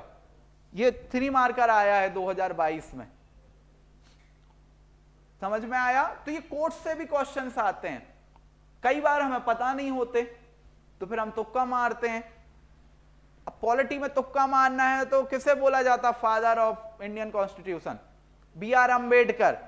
पुराना कोई कोर्ट है नहीं आ रहा तो फिर इन्हीं को तुक्का मार दो। 2022 में 2 कोर्ट आए थे, दोनों मैंने अम्बेडकर मारे थे, एक सही था तुक्का, है ना। तो यही करना पड़ता है। समझ में आया कि जब आपको कुछ भी नहीं पता तो एक क्वेश्चन सही हो सकता है, तो उसको इस तरीके से बना लो। ऑप्शनल हो तो ऑप्शन रहते हैं, तो सोच भी सकते हो कि 4 ऑप्शन, वहां थोड़ी ऑप्शन मिल रहा है आपको, ठीक है। चलिए इसके बाद अगला क्वेश्चन है, भारतीय संविधान को अर्धसंघी ये आ गया, इकोनॉमिक फेडरल कॉन्स्टिट्यूशन किसने बोला था। एक्चुअली मैं ये इंग्लिश में गलत लिख दिया, वो क्वासी फेडरल है। किसने बोला था, केसी वियर।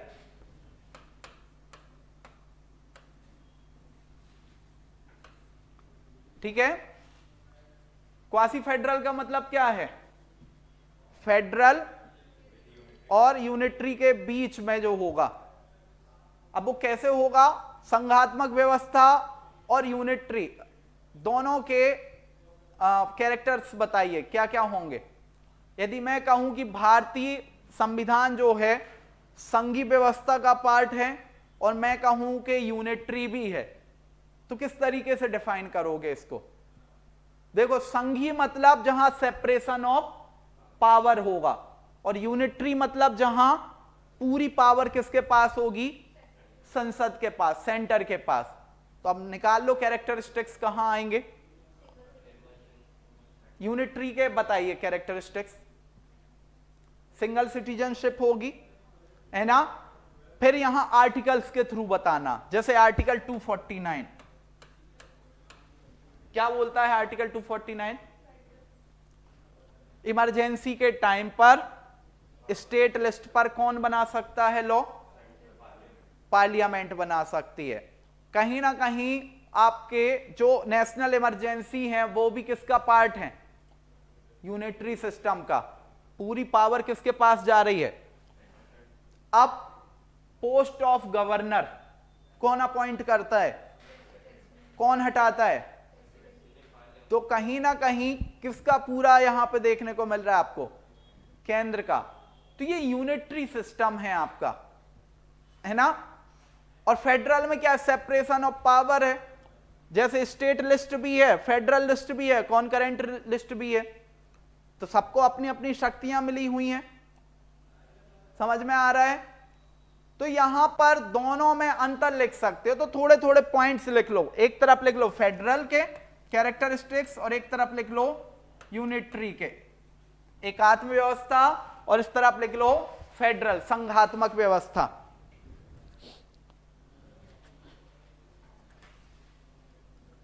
सबसे पहले फेडरलिज्म के कैरेक्टरिस्टिक्स लिखो। पहला सबसे पॉइंट है सेपरेशन ऑफ पावर, शक्तियों का विभाजन। आर्टिकल कौन सा है, 50। फेडरल का दूसरा कैरेक्टरिस्टिक है सुप्रीमेसी ऑफ कॉन्स्टिट्यूशन, संविधान की सर्वोच्चता।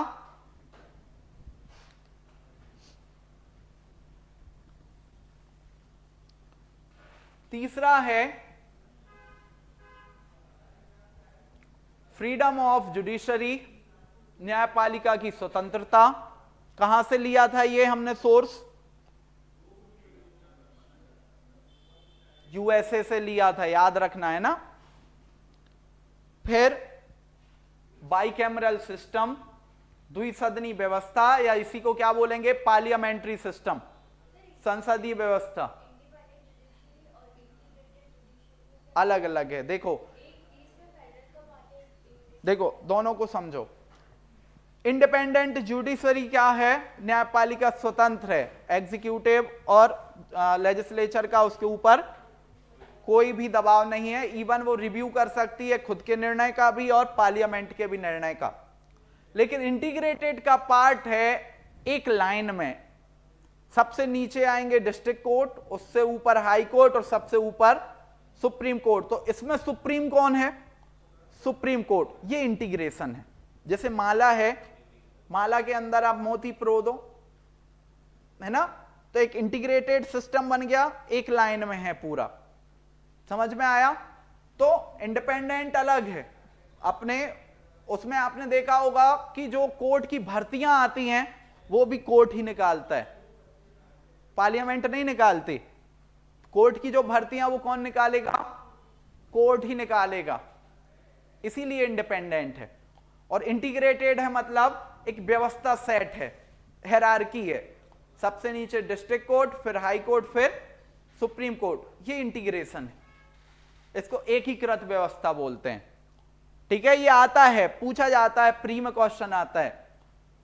भारत में जो न्यायिक व्यवस्था है उसका नेचर क्या है, एकीकृत व्यवस्था है, और भी 3 ऑप्शन होते हैं, तो उसमें क्या आंसर आता है, इंटीग्रेटेड नेचर है। ठीक है, अभी क्या लिखा, बाइकैमरल सिस्टम, द्विसदनी व्यवस्था। दूसरा डायआर्की, द्वैध शासन। अच्छा बताइए,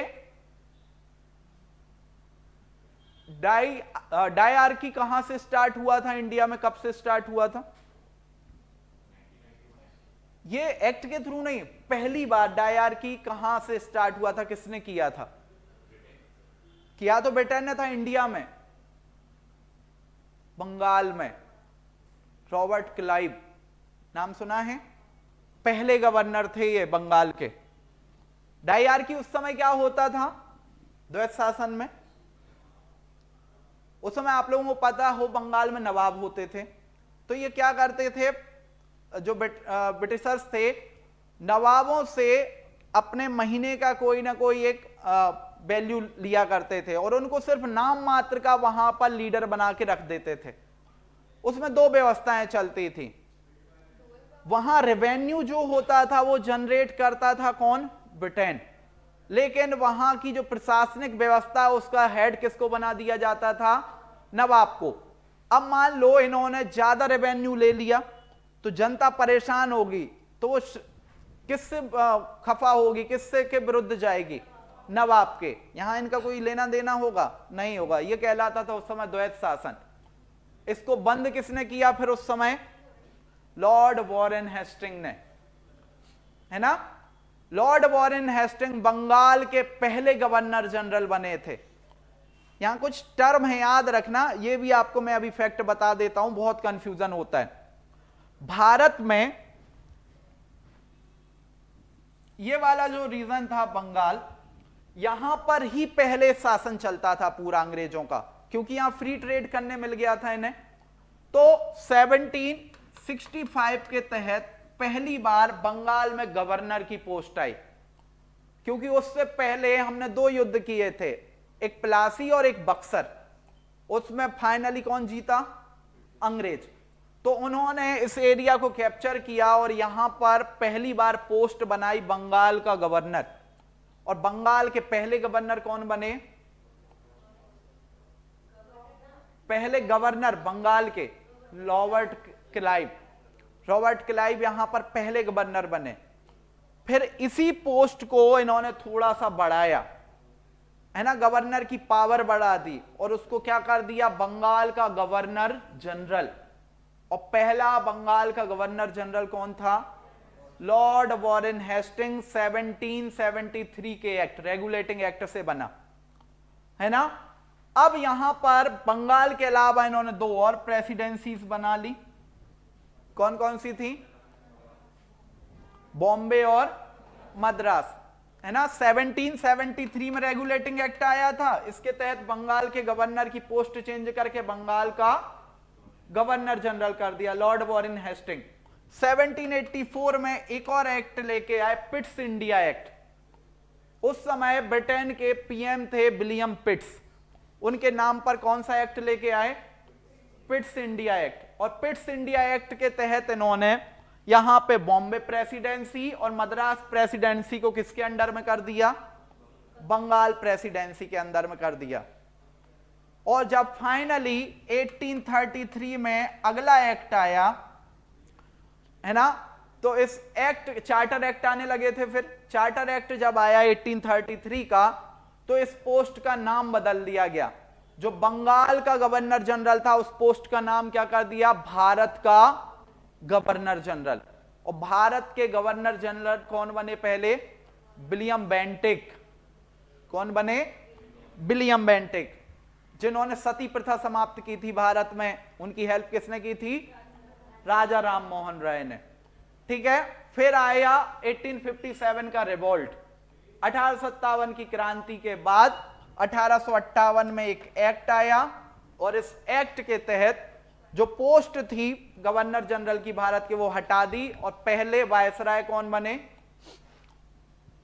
1858 में लॉर्ड कैनिंग। पहले वायसराय कौन थे? Lord Canning. अब कंपनी का शासन समाप्त हुआ, अब यहां पे किसका रिप्रेजेंटेटिव बैठने लगा? क्राउन का, ब्रिटिश क्राउन का। तो पहले भारत के वायसराय कौन बने? Lord Canning. 1947 में हम आजाद हुए, 1948 तक एक पोस्ट रही, फिर से वायसराय को हटा के लॉर्ड गवर्नर जनरल कर दिया। तो अंतिम लॉर्ड गवर्नर जनरल कौन थे? माउंटबेटन। और पहले भारतीय और अंतिम भारतीय कौन थे? सी राजगोपालाचारी, है ना। ये फैक्ट्स हैं, ये पूछे जाते हैं आपसे पेपर में, ठीक है। तो इनको इस तरीके से याद रखना, वो पूरे स्टोरी के फॉर्म में जब याद रखोगे तब फैक्ट्स याद रहेंगे। हम क्या करते हैं, हम रटते हैं एक एक वन लाइनर में, फिर दिक्कत होती है। अब व्यापम का पेपर देना हो तो चल जाता है, पीएससी में कॉन्सेप्ट चाहिए, आपको पता होनी चाहिए स्टोरी कि यहां उस समय किसका शासन था, क्या चल रहा था, ठीक है। फेडरल में हमने बाइकैमरल लिख लिया, डायआर्की लिख लिया। एक लास्ट पॉइंट और लिख लो, यहां पर जो भी आपकी संघीय व्यवस्था होगी उसका लिखित संविधान भी होता है, रिटन कॉन्स्टिट्यूशन भी इसकी एक कैरेक्टरिस्टिक है फेडरल की, ठीक है। दूसरा है आपका यूनिटरी एकात्म व्यवस्था। सबसे पहला यूनिटरी सिस्टम में आएगा अपॉइंटमेंट ऑफ गवर्नर, राज्यपाल की नियुक्ति। और राज्यपाल की नियुक्ति कौन करता है? यहां पर प्रेसिडेंट, है ना, जो आपने सुना होगा एआरसी बनते हैं, एडमिनिस्ट्रेशन रिफॉर्म कमीशन।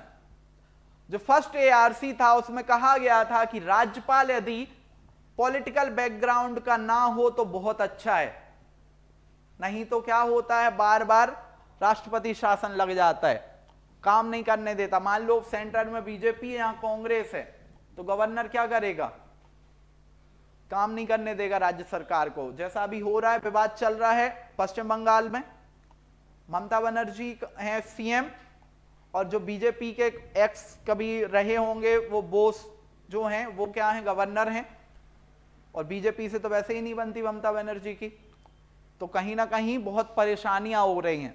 कर्नाटक उठा लो, है ना, सीएम के ऊपर ही केस लगा दिया। एक मुद्रा वो था जिसमें डेवलपमेंट वो अथॉरिटी थी, उसमें उनकी वाइफ के पैसे लगे हुए थे, तो सीएम के ऊपर ही केस लगा दिया, तो उन्होंने मानहानि का केस कर दिया गवर्नर पे। मतलब आप समझ रहे हो काम का नेचर क्या हो रहा है। हमारे यहां बीजेपी है, केंद्र में बीजेपी है, तो गवर्नर उनके आराम से काम करते हैं, कोई प्रॉब्लम नहीं है। तो ये डिस्प्यूट देखने मिलते हैं। किसका, संसद से मिलता है ना, प्रधानमंत्री क्यों बैठा है उधर, इसीलिए तो नाम मात्र का प्रधान है, राष्ट्रपति। जो कॉलेजियम सिस्टम था आप लोगों ने सुना होगा जुडिशरी में, है ना, उसको चेंज क्यों किया गया था। मेमोरेंडम ऑफ प्रोसीजर जो मैंने बताया था 2018 से चल रहा है, गवर्नमेंट चाहती थी कि जुडिशरी की नियुक्ति में भी इनका पार्टिसिपेशन हो, लेकिन आपने पता है ना बेसिक स्ट्रक्चर का पार्ट है कि आपकी जो जुडिशरी है वो फ्री है, वो इनके दबाव में नहीं आ सकती, तो उन्होंने तुरंत खारिज कर दिया था। अरविंद बोबड़े थे शायद उस कमेटी के अध्यक्ष, उन्होंने डायरेक्ट बोल दिया था कि यदि गवर्नमेंट इसका पार्ट होगी तो ये उल्लंघन हो जाएगा।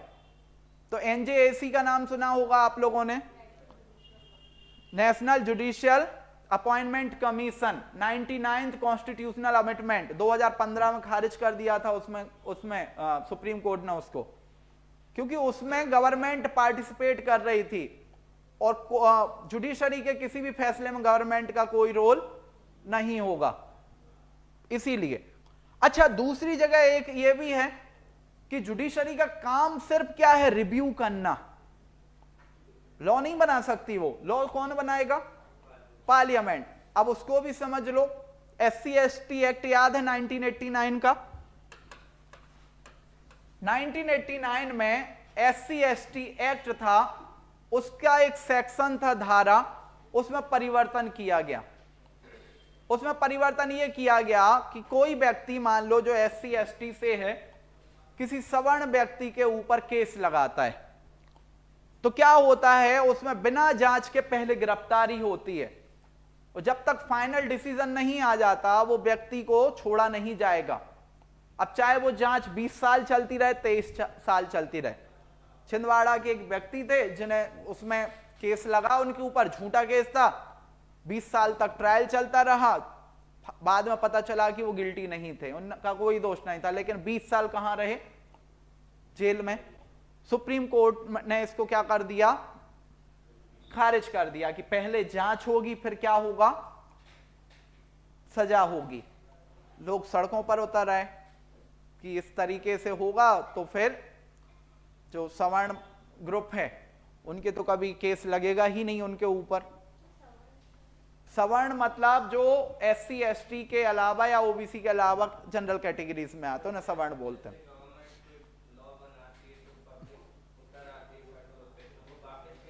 हाँ, ले लिया, वही बता रहा हूं, ये सुप्रीम कोर्ट का रिव्यू था, लेकिन सुप्रीम कोर्ट रिव्यू दो तरीके से करेगी, या तो संसद के फैसले को या कॉन्स्टिट्यूशन में लिखा होगा।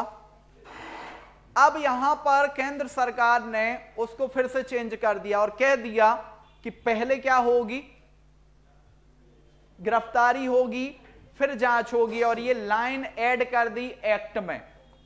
लेकिन सिर्फ सुप्रीम कोर्ट का काम क्या है, रिव्यू करना, पहले उसमें वो लाइन ऐड नहीं थी तो उसने अलग डिसीजन दिया, दोबारा आर्टिकल 137 का प्रयोग किया, खुद के ही डिसीजन को पलट दिया और क्या बोल दिया, पहले गिरफ्तारी होगी फिर जांच होगी, पहले गिरफ्तारी होगी फिर जांच होगी। तो सोच समझ कर बोला करो किसी से भी, है ना।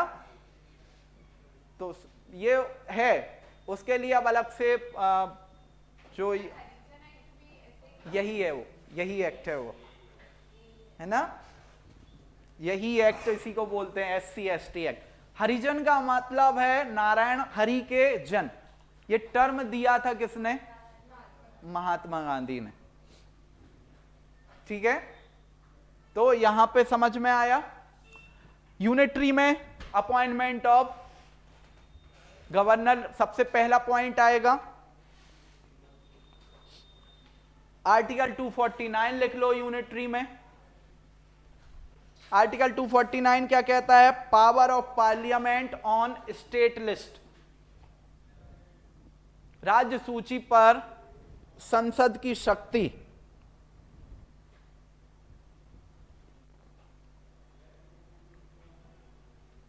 तीसरा यूनिटरी पॉलिसी आप देखो या यूनिटरी सिस्टम देखो तो फॉर्मेशन ऑफ न्यू स्टेट्स, नए राज्यों का गठन कौन करता है, संसद, है ना। तो एक तरफा ही इनके पास पावर है इसमें।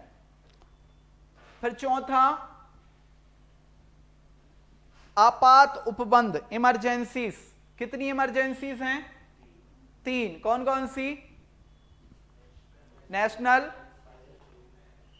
फिर दूसरी स्टेट और तीसरी, आर्टिकल्स कौन कौन से हैं, 352, 356, 360, 352, 356 और 360, 4 का अंतर है। सेक्शन कौन सा है, पार्ट 18, वेरी गुड, ठीक है। इसके बाद uneven distribution of seats in Rajya Sabha, Rajya Sabha में असमान प्रतिनिधित्व। फिर यूनिटरी में अगला आएगा सिंगल सिटीजनशिप, एकल नागरिकता।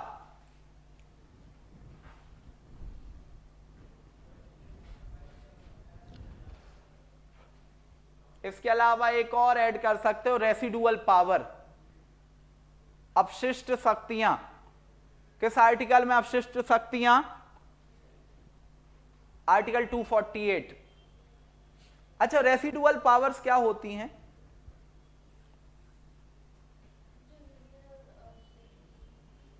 जिन्हें डायरेक्ट ही कौन लेता है, यूनियन लेता है। जैसे फॉर एग्जांपल कोई भी आपको परमाणु परीक्षण करना है, उससे संबंधित जो भी मिनरल्स हैं, खनिज हैं, आपने कभी देखा है कि एटॉमिक एनर्जी ये डिपार्टमेंट सब प्रधानमंत्री के अंडर में आते हैं, ये रेसिडुअल पावर्स में आते हैं, जिन पर पूरा एकाधिकार किसका होगा, केंद्र का। अब परमाणु परीक्षण के लिए स्टेट को थोड़ी दे देंगे, वो कौन करवाएगा, सरकार का ही उसमें रोल रहेगा। ऐसे मिनरल्स होते हैं, यूरेनियम निकाल रहा है, ये निकाल रहा है, तो वो केंद्र सरकार ही उसको देखती है ना, क्योंकि ये बहुत बड़े सेंसिटिव आपके माने जा सकते हैं कि इनके ऊपर काम हो रहा है, आपको इतनी बड़ी न्यूक्लियर टेस्ट कर रहे हो, तो इसलिए वो पावर्स उन्हीं के पास रहेगी। किसमें कॉन्करेंट होती, समवर्ती, स्टेट और केंद्र दोनों उस पर मिलकर काम करते हैं। लेकिन यदि दोनों ने एक ही सब्जेक्ट पर लॉ बनाया तो किसका ज्यादा पावरफुल होगा, केंद्र का ज्यादा पावरफुल होगा, है ना। अब फॉर एग्जांपल 1942 में 42nd कॉन्स्टिट्यूशनल अमेंडमेंट 1976 में हमने कुछ जो 5 सब्जेक्ट थे उन्हें हटाकर राज्य सूची से कहां डाल दिया था, कॉन्करेंट में। जैसे शिक्षा, तो राज्य में भी शिक्षा अपने राज्य के लिए क्या बनाता है, लॉज बनाता है, और केंद्र में भी फॉर एग्जांपल के लिए केंद्रीय स्कूल चलते हैं, केबीस, तो उनका जो पैटर्न आता किससे चलता है? सीबीएसई से चलता है। सीबीएसई किसकी संस्था है? एक केंद्र की। वहीं अपने यहां स्टेट में कौन सा बोर्ड लगता है? MP board. तो राज्य के स्कूलों के लिए कौन बना रहा है लॉ? स्टेट। ये कॉन्करेंट का पार्ट है एजुकेशन। पर्यावरण इस फील्ड में यहां पर भी काम हो रहा है, केंद्र में भी काम हो रहा है, तो ये कॉन्करेंट लिस्ट आती है ना। ये पूछते हैं कि ऐसे 5 कौन से वो सब्जेक्ट्स थे जो कॉन्करेंट लिस्ट में ऐड किए हमने? कौन कौन से थे? एक ही पता है, measurement, education, wild life, environment and wild life. तीसरा मेजरमेंट, मापतौल, फैमिली प्लानिंग, है ना, और परिवार नियोजन बोलते हैं, और एक जनसंख्या का था शायद, है ना, पॉपुलेशन कंट्रोल ऐसा था वो। ठीक है, तो ऐसे 5 हैं इसमें। ठीक है, सब्जेक्ट्स पूछते हैं, कितने कितने सब्जेक्ट्स हैं? पता है सब्जेक्ट्स कितने हैं अभी? सेंट्रल लिस्ट में कितने हैं, स्टेट में कितने हैं, और कॉन्करेंट में कितने हैं? 97 थे, 3 बढ़ गए 100 हो गए सेंट्रल में, है ना। स्टेट में कितने थे? 66 थे, 5 कम करके हमने कॉन्करेंट में डाल दिए, तो अभी कितने बचे? 61। कॉन्करेंट में 47 थे, 5 ऐड हो गए, अभी कितने हो गए? 52 हो गए। तो इनको भी पढ़ना है।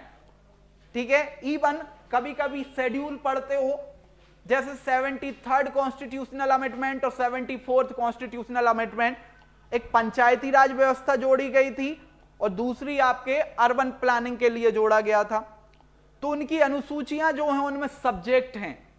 73rd अमेंडमेंट से जो 11वीं अनुसूची जोड़ी थी उसमें 29 सब्जेक्ट हैं। उन सब्जेक्ट को भी पढ़ लेना। कभी कभी पूछ लेते हैं कि इसके 5 सब्जेक्ट बताइए कौन से हैं। बता तो सकते हो, जैसे पंचायती राज में क्या क्या आता है? रोडवेज आता है, टैक्स कलेक्ट करना, जल कर, पथ कर, है ना, मत्स्य पालन, फिशरीज बोलते हैं जिसको, है ना, वानिकी आता है। तो पता तो है हमें, लेकिन एक बार लाइन प्रॉपर पढ़ लेना उनको, तो लिखते टाइम इजी पड़ेगा वो, है ना। कांजी हाउस वगैरह बने होते हैं, वो सब पंचायत करवाती है, सुने हैं? कांजी हाउस जो जानवर घूमते हैं बाहर, उनको उठा के कहां रख देते हैं? जैसे जेल होती है हमारे यहां इंसानों के लिए, वो जानवरों की जेल है। फिर उनकी जमानत करवानी पड़ती है पैसे देके। वो चार्ज लेता है कि कितने टाइम हमने इसको अपने पास रखा और खिलाया पिलाया, उस हिसाब से पैसे देने पड़ते हैं। यदि किसी का जानवर नहीं मिलता है तो एक बार वो जाता कांजी हाउस देखने की, ऐसा तो नहीं कोई किसी यहां, अब आपके घर में किसी का जानवर आया, आप बार बार उसको निकालते हो, आपके घर में घुस रहे हैं, तो आप क्या करोगे? उसको कांजी हाउस छोड़ाओगे। तो एक प्रकार से क्या हो गया? सजा हो गई। उनके लिए सजा नहीं, जानवरों के लिए, उनके तो खाना पानी सब मिलता है उधर। जिसका है वो जब लेने जाएगा तो उसको पैसा देना पड़ेगा उतने टाइम का। ठीक है, कौन बनवाता है? ये पंचायत बनवाती है। तो ये दोनों कंप्लीट हो गए, फेडरेशन और यूनिटरी, वही बोलते हैं वो, इंग्लिश हिंदी दोनों ही नाम है उसका। ठीक है, फिर भारतीय संविधान की 3 प्रमुख विशेषताएं जिन पर संयुक्त राज्य अमेरिका के संविधान का प्रभाव है। सोर्स पढ़े हैं आपने, है ना।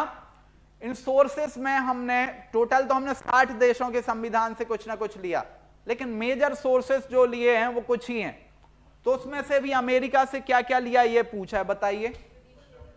3 बताना है। Fundamental rights, independency of judiciary या फ्रीडम ऑफ जुडिशरी, और इंपीचमेंट की प्रोसेस। इंपीचमेंट प्रेसिडेंट के लिए बस यूज होता है, इवन जो प्रोसेस सुप्रीम कोर्ट के जज, हाई कोर्ट के जज के लिए, वो भी हमने वहीं से लिए। और क्या लिया है? Post of vice president. Very good, 4 हो गई। कितनी बताना है? 3। 3 मार्कर था, 2 मार्कर में 4 सफिशिएंट है। ठीक है, तो और भी सोर्स पढ़ लेना। आयरलैंड से क्या लिया, साउथ अफ्रीका से क्या लिया, ऑस्ट्रेलिया से क्या लिया, वो सब पूछता है। ठीक है, इसको 3 लाइन में 3 लिख दोगे, पॉइंट कंप्लीट हो जाएगा ये। फिर भारत के संविधान का प्रारूप किसके द्वारा तैयार किया गया था? ड्राफ्टिंग कमेटी की बात कर रही है। अखिल अंबेडकर जी का नाम आएगा। सबसे पहले बताइए ड्राफ्टिंग कमेटी कब बनी थी? डेट के साथ बताना इसको। 29 अगस्त 1947 ड्राफ्टिंग कमेटी बनी, जिसने भारतीय संविधान का ड्राफ्ट तैयार हुआ। इसीलिए father of constitution B R Ambedkar को बोलते, क्योंकि वो ड्राफ्टिंग कमेटी के हेड थे। कितने मेंबर्स थे इसमें? 7, 1+6, जिसके अध्यक्ष कौन थे? B R Ambedkar. और 6 लोग कौन थे? सबसे पहले ऐसे व्यक्ति इस ड्राफ्टिंग कमेटी में जो कांग्रेस से थे, मात्र एक, वो कौन थे? के एम मुंशी। ठीक है। और कौन था? कृष्णा स्वामी अय्यर, एम सादतुल्ला और N Gopal Swami Iyengar, DP Khetan, N Madhav, वही मित्तल। ठीक है। ऐसे 7 लोग थे टोटल। तो ये याद रखना, इसको पढ़ लेना, आता ही है। और 7 मार्कर में भी आ सकता है नाम लिखने की, कौन कौन था ड्राफ्टिंग कमेटी में। ठीक है। चलिए ये भी बन जाएगा। इसके बाद सरदार वल्लभ भाई पटेल संविधान सभा के किन किन समितियों के अध्यक्ष थे? 2018 के मेंस में आया था। इन्हें लौह पुरुष कहते हैं या बिस्मार्क बोलते हैं, क्योंकि जैसा यूएसएसआर का गठन किया था बिस्मार्क ने, वैसे ही भारतीय रियासतों को जोड़ा किसने? पटेल जी ने। तो बताइए कौन कौन सी कमेटीज थी जिनके अध्यक्ष थे पटेल? ऐसी 2 कमेटीज थी। एक थी प्रांतीय संविधान समिति, लिख लो, प्रोविंशियल कॉन्स्टिट्यूशनल कमेटी, प्रांतीय संविधान समिति, उसके अध्यक्ष थे। दूसरी थी advisory committee on fundamental right and minorities, advisory committee on fundamental right and minorities, मौलिक अधिकारों एवं अल्पसंख्यकों संबंधी परामर्श समिति।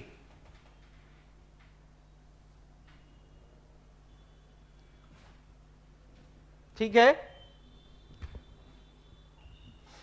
The constitution of India is the largest constitutional document in the world. इसको समझाना है। 3 मार्कर था ये, 2 मार्कर मतलब 4 लाइंस में। भारत का संविधान विश्व का बृहत्तम संवैधानिक दस्तावेज है, स्पष्ट कीजिए। कैसे समझाओगे इसको? क्यों नहीं समझाओगे? भारत का संविधान विश्व का सबसे बड़ा लिखित संविधान है, क्योंकि इसमें 395 अनुच्छेद है ना, और कुल मिला दें यदि अभी सब क्लॉज के बाद तो 450 कुछ हो जाएंगे, है ना। 12 अनुसूचियां, ठीक है। उसके अलावा 22 और कुल कर दें तो 25 भाग हैं। इतने किसी के संविधान में नहीं है। बस तरीका है बस अपने हिसाब से समझाने का, वो तो कोट जैसा दिया है। 3 मार्कर में स्पष्ट करना है, तो यही तो बताना है। और इसके बाद जब इसको बनाने में 2 साल 11 महीने 18 दिन लग सकते हैं, तो आप समझ जाओ कि 3 साल में कोई चीज लिखी जा रही तो कितनी बड़ी होगी, है ना। चलिए, फिर भारत के संविधान पर कनाडा एवं आयरलैंड के संविधानों का क्या प्रभाव पड़ा? अब ऐसे क्वेश्चन में डिवाइड कर लो 4 लाइन को। इस तरफ किसके लिख दो? कनाडा से लिए गए सोर्स। यहां पर क्या लिख दो? आयरलैंड से लिए गए सोर्स। कनाडा से क्या क्या लिया था? जल्दी जल्दी बताओ। हाँ, फेडरेशन स्ट्रॉन्ग सेंटर, या उसी को रेसिडुअल पावर्स भी कह सकते हैं, जो किसके पास रहेंगी? अपशिष्ट शक्तियां किसके पास रहेंगी? फेडरल के पास। और क्या लिया हमने कनाडा से? Very good, appointment of governor. है ना, लिख लेना इसको जिसको लिखना हो। और तीसरा क्या लिया, संघात्मक विशेषताएं, फेडरल कैरेक्टरिस्टिक्स। आयरलैंड से इसकी ट्रिक बताई थी मैंने, DENA, देना, D for DPSP, E for election of president, या जो भी मेंबर्स उसमें शामिल होते हैं उनके बारे में दिया गया है इसमें। N फॉर नॉमिनेशन इन राज्यसभा, है ना, DPSP मतलब राज्य के नीति निर्देशक तत्व, इलेक्शन ऑफ प्रेसिडेंट राष्ट्रपति के निर्वाचन संबंधी प्रावधान, नॉमिनेशन मतलब राज्यसभा में नामांकन, कितने बेसिस पर होता है ये नॉमिनेशन और कितने मेंबर्स का होता है, 12 मेंबर्स, 12, है ना। बेसिस आधार क्या होते हैं, ग्राउंड्स 6 नहीं 4 होते हैं, स्टेट में 5 होते हैं जो आपकी परिषद होती है उसमें, यहां पे 4 होते हैं। कौन कौन से 4 हैं, वेरी गुड। और यहां पे स्टेट में कोऑपरेटिव जुड़ जाता, सहकारिता, ठीक है।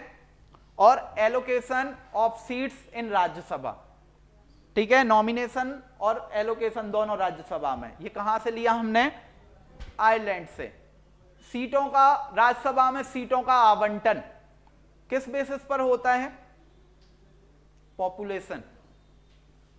उसी के लिए डिस्प्यूट चल रहा है, क्योंकि जिसकी पॉपुलेशन ज्यादा है उसको क्या मिलेगी, ज्यादा रिप्रेजेंटेशन मिलेगा।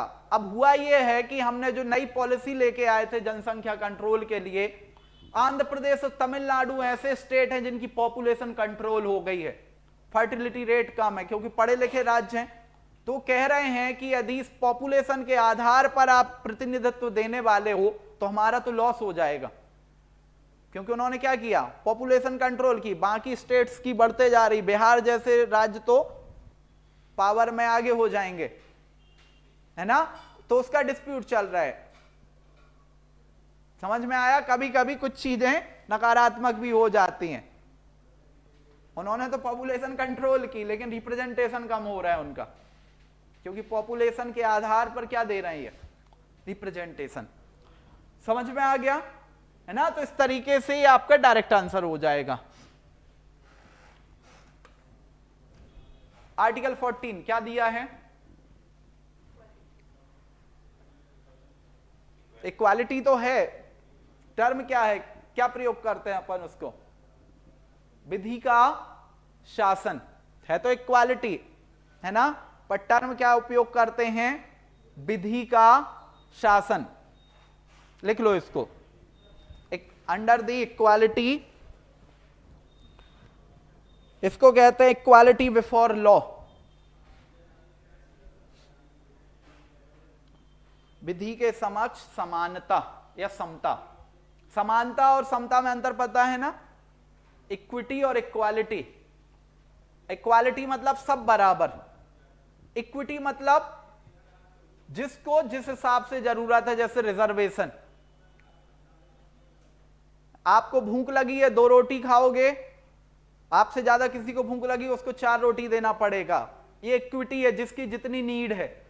जैसे रिजर्वेशन, इक्वालिटी मतलब बराबर बराबर, भूख कितनी भी लगी हो 4-4 रोटी ही मिलेंगी क्योंकि टोटल 8 हैं। समझ में आया। तो इक्वालिटी में इक्वल डिस्ट्रीब्यूशन होता है, हर एक बराबर होगा। इक्विटी में जिसको जितनी रिक्वायरमेंट है, जैसे रिजर्वेशन, है ना। तो यहां पर क्या बात की है, इक्विटी की बात की है जनरली,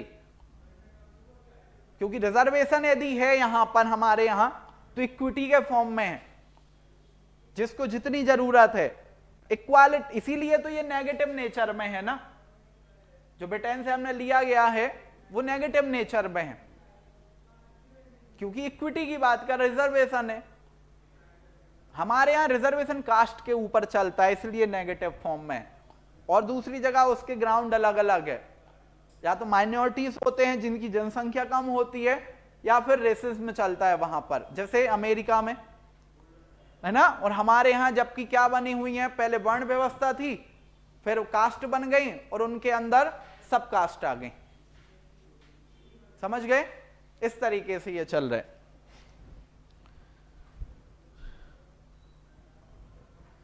अगला क्वेश्चन है, भारत की संविधान सभा के सामने प्रमुख मुद्दे क्या क्या थे, ये बताइए। मतलब क्वेश्चन ये पूछ रहा है कि जब कॉन्स्टिट्यूशन बन रहा था तो उसके लिए कॉन्स्टिट्यूएंट असेंबली बनाई गई थी, तो ऐसे क्या क्या इश्यूज थे जो अराइज हो रहे थे जब कॉन्स्टिट्यूशन का फॉर्मेशन किया जा रहा था, वो बताना है। क्या प्रॉब्लम थी बताइए संविधान सभा के समक्ष। 1946 में आया कैबिनेट मिशन। कैबिनेट मिशन के अनुशंसा या सिफारिश पर ही हमारी कॉन्स्टिट्यूएंट असेंबली बनी और फिर हमने संविधान बनाना स्टार्ट किया। सबसे बड़ा मुद्दा था इतनी विशाल जनसंख्या वाला देश, उसके लिए कॉन्स्टिट्यूशन तैयार करना, क्योंकि इसमें डाइवर्सिटी ज्यादा थी, रिलीजन ज्यादा थे, कास्ट ज्यादा थी, है ना, लोगों का कल्चर अलग अलग था। अब किसको माइनॉरिटी में लें, किसको ना लें, किस रिलीजन को कौन सा प्रोविजन दे, सबसे बड़ी समस्या थी। ठीक है। दूसरा फिर लिख सकते हैं कि पार्टीशन की प्रॉब्लम थी, तो उसके अकॉर्डिंग भी हमें सोचना था, क्योंकि मुस्लिम लीग ऐड हो गई थी बाद में, इसमें 5 सदस्यों को ऐड किया गया था, है ना, आप लोगों को याद होगा, पहले तो मानने को तैयार नहीं थी ये। और क्या समस्याएं थी?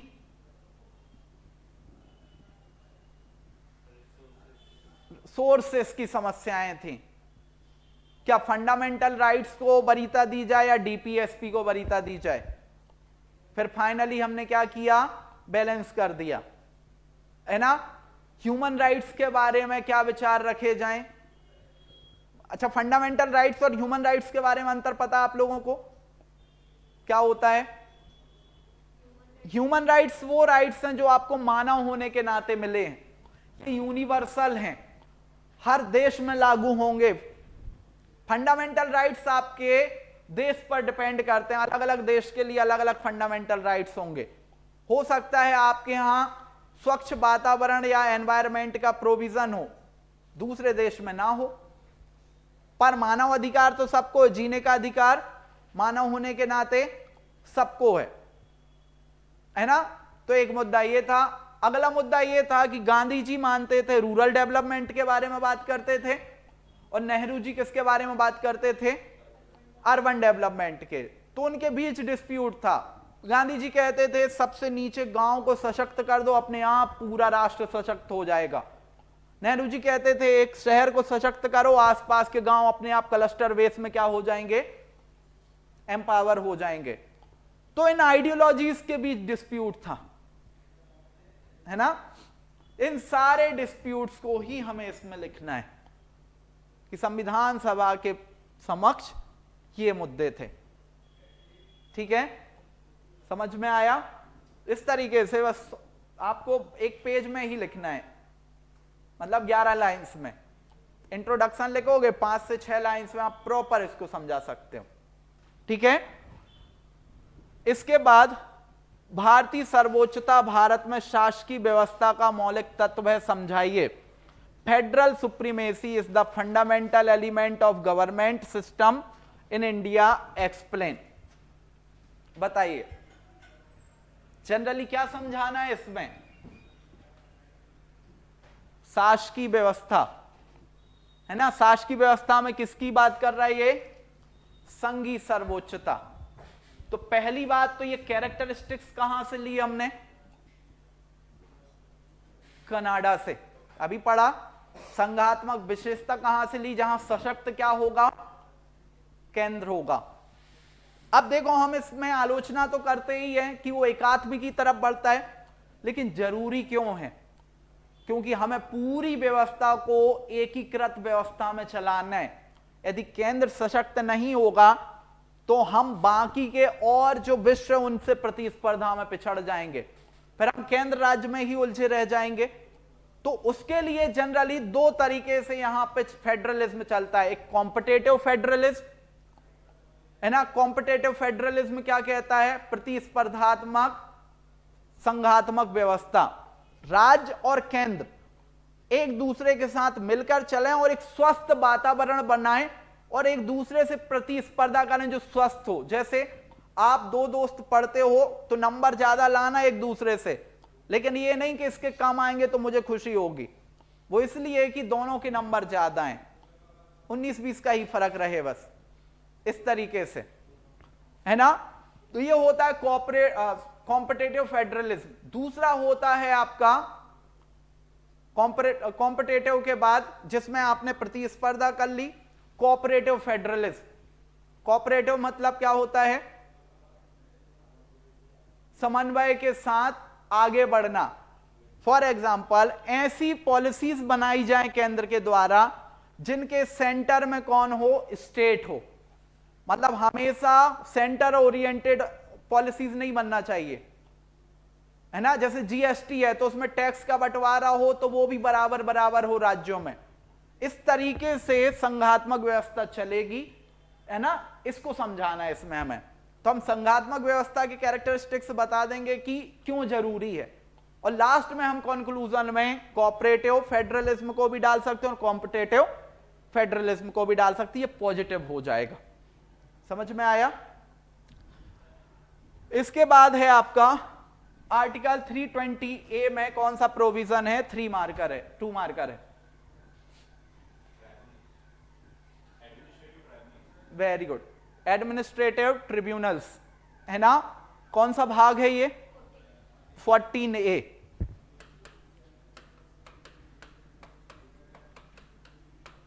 CAT, central administrative tribunals.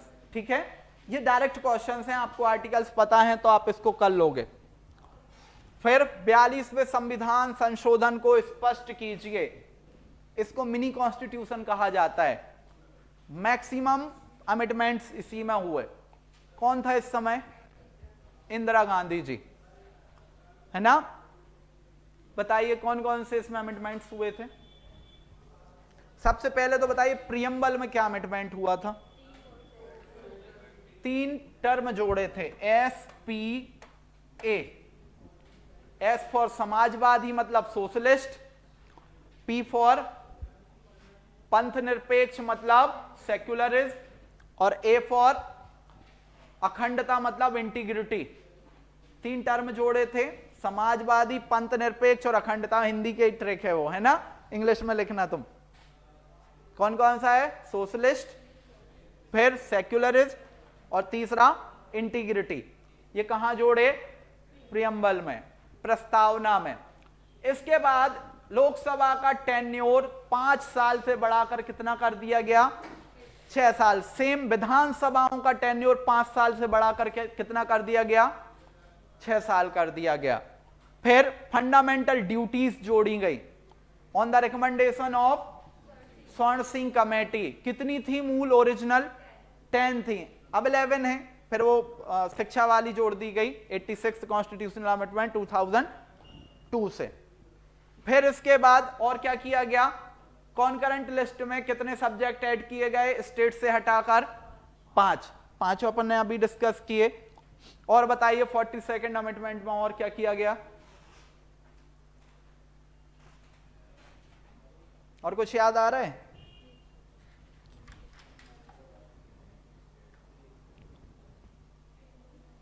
एक और इसमें चीज थी, लोकसभा और विधानसभाओं की सीट को 2000 वर्ष तक के लिए फिक्स कर दिया गया था, है ना। जितनी सीट्स हैं उतनी रहेंगी।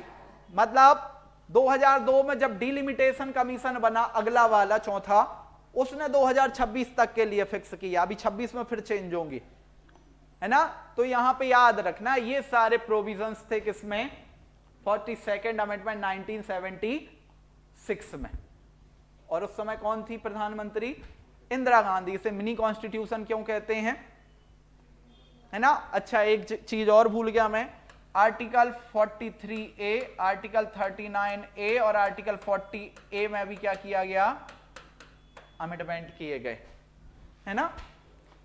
44th भी पूछ सकता है, 44th सेकंड पूछ लिया, वो उसमें भी थोड़े इसी को बदला है, जैसे जो टेन्योर बढ़ा दिया था वो वापस से फिर 5 कर दिया, जहां पर इंटरनल डिस्टरबेंस के द्वारा इमरजेंसी लगती थी उसको क्या कर दिया उन्होंने, आर्म्ड रिबेलियन कर दिया, सशस्त्र विद्रोह कर दिया, है ना। यहां पर आप लोगों को पता होगा इमरजेंसी का जो टाइम पीरियड था पहले 2 महीने की वो चाहिए पड़ती थी, इवन उसमें भी पहले कौन सी मेजॉरिटी लगती थी, सिंपल सॉरी इसको क्या बोलते हैं, स्पेशल मेजॉरिटी लगती थी, उसको उनने हटाने के लिए सिंपल मेजॉरिटी कर दी कि अब सिंपल मेजॉरिटी से भी हट जाएगा, है ना। और 44th कॉन्स्टिट्यूशनल अमेंडमेंट फेमस है राइट टू प्रॉपर्टी के लिए। राइट टू प्रॉपर्टी पहले फंडामेंटल राइट में आता था, उसको कहां डाल दिया 300A में, और क्या बना दिया, लीगल राइट। तो ये भी पूछ सकता है। और इस समय कौन थे प्रधानमंत्री, मोरारजी देसाई, ठीक है। फिर भारतीय संविधान के उन प्रमुख लक्षणों को बताइए, ये हो गया यूएसए से लिए गए जो बन जाएंगे। देखो रिपीट हो रहे हैं क्वेश्चन, है ना, ये 2010 में भी आया है, हालांकि ये तो बहुत लंबा हो जाएगा जाना, लेकिन फिर भी हम 2019 के बाद से अभी पीवाईक्यूज कर सकते हैं। फिर से सेम है। अब ब्रिटेन से कौन कौन से लिए गए हैं बस वो देख लो, आयरलैंड और अमेरिका देख चुके हो। ब्रिटेन से क्या क्या लिया अपन ने, पार्लियामेंट्री सिस्टम, सिंगल सिटीजनशिप और आर्टिकल 105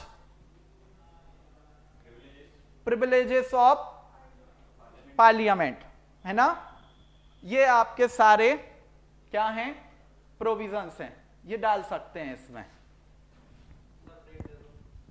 5 मिनट ये और देख लो। संविधान सभा में सदस्यों की संख्या कितनी थी, कितनी थी, 15। अब यहां से ब्रेक ले लो, या फिर मैम है नहीं आज, उनकी तबीयत ठीक नहीं है, तो इसको अपन कल ही कंटिन्यू करेंगे, है ना। क्लास ओवर कर लेते हैं आज, ठीक है। आपके अभी 22 होगा, 43 क्वेश्चंस हैं वो, तो इसको कल कंप्लीट कर लेंगे, ठीक है। कैसी लगी क्लास, ठीक है ना। अभी आंसर राइटिंग चल रही है प्रॉपर, ये आपका क्लास शेड्यूल है नहीं, तो अभी सोशियोलॉजी स्टार्ट होगी, या फिर अपन बाहर बात करते हैं अभी मिलके।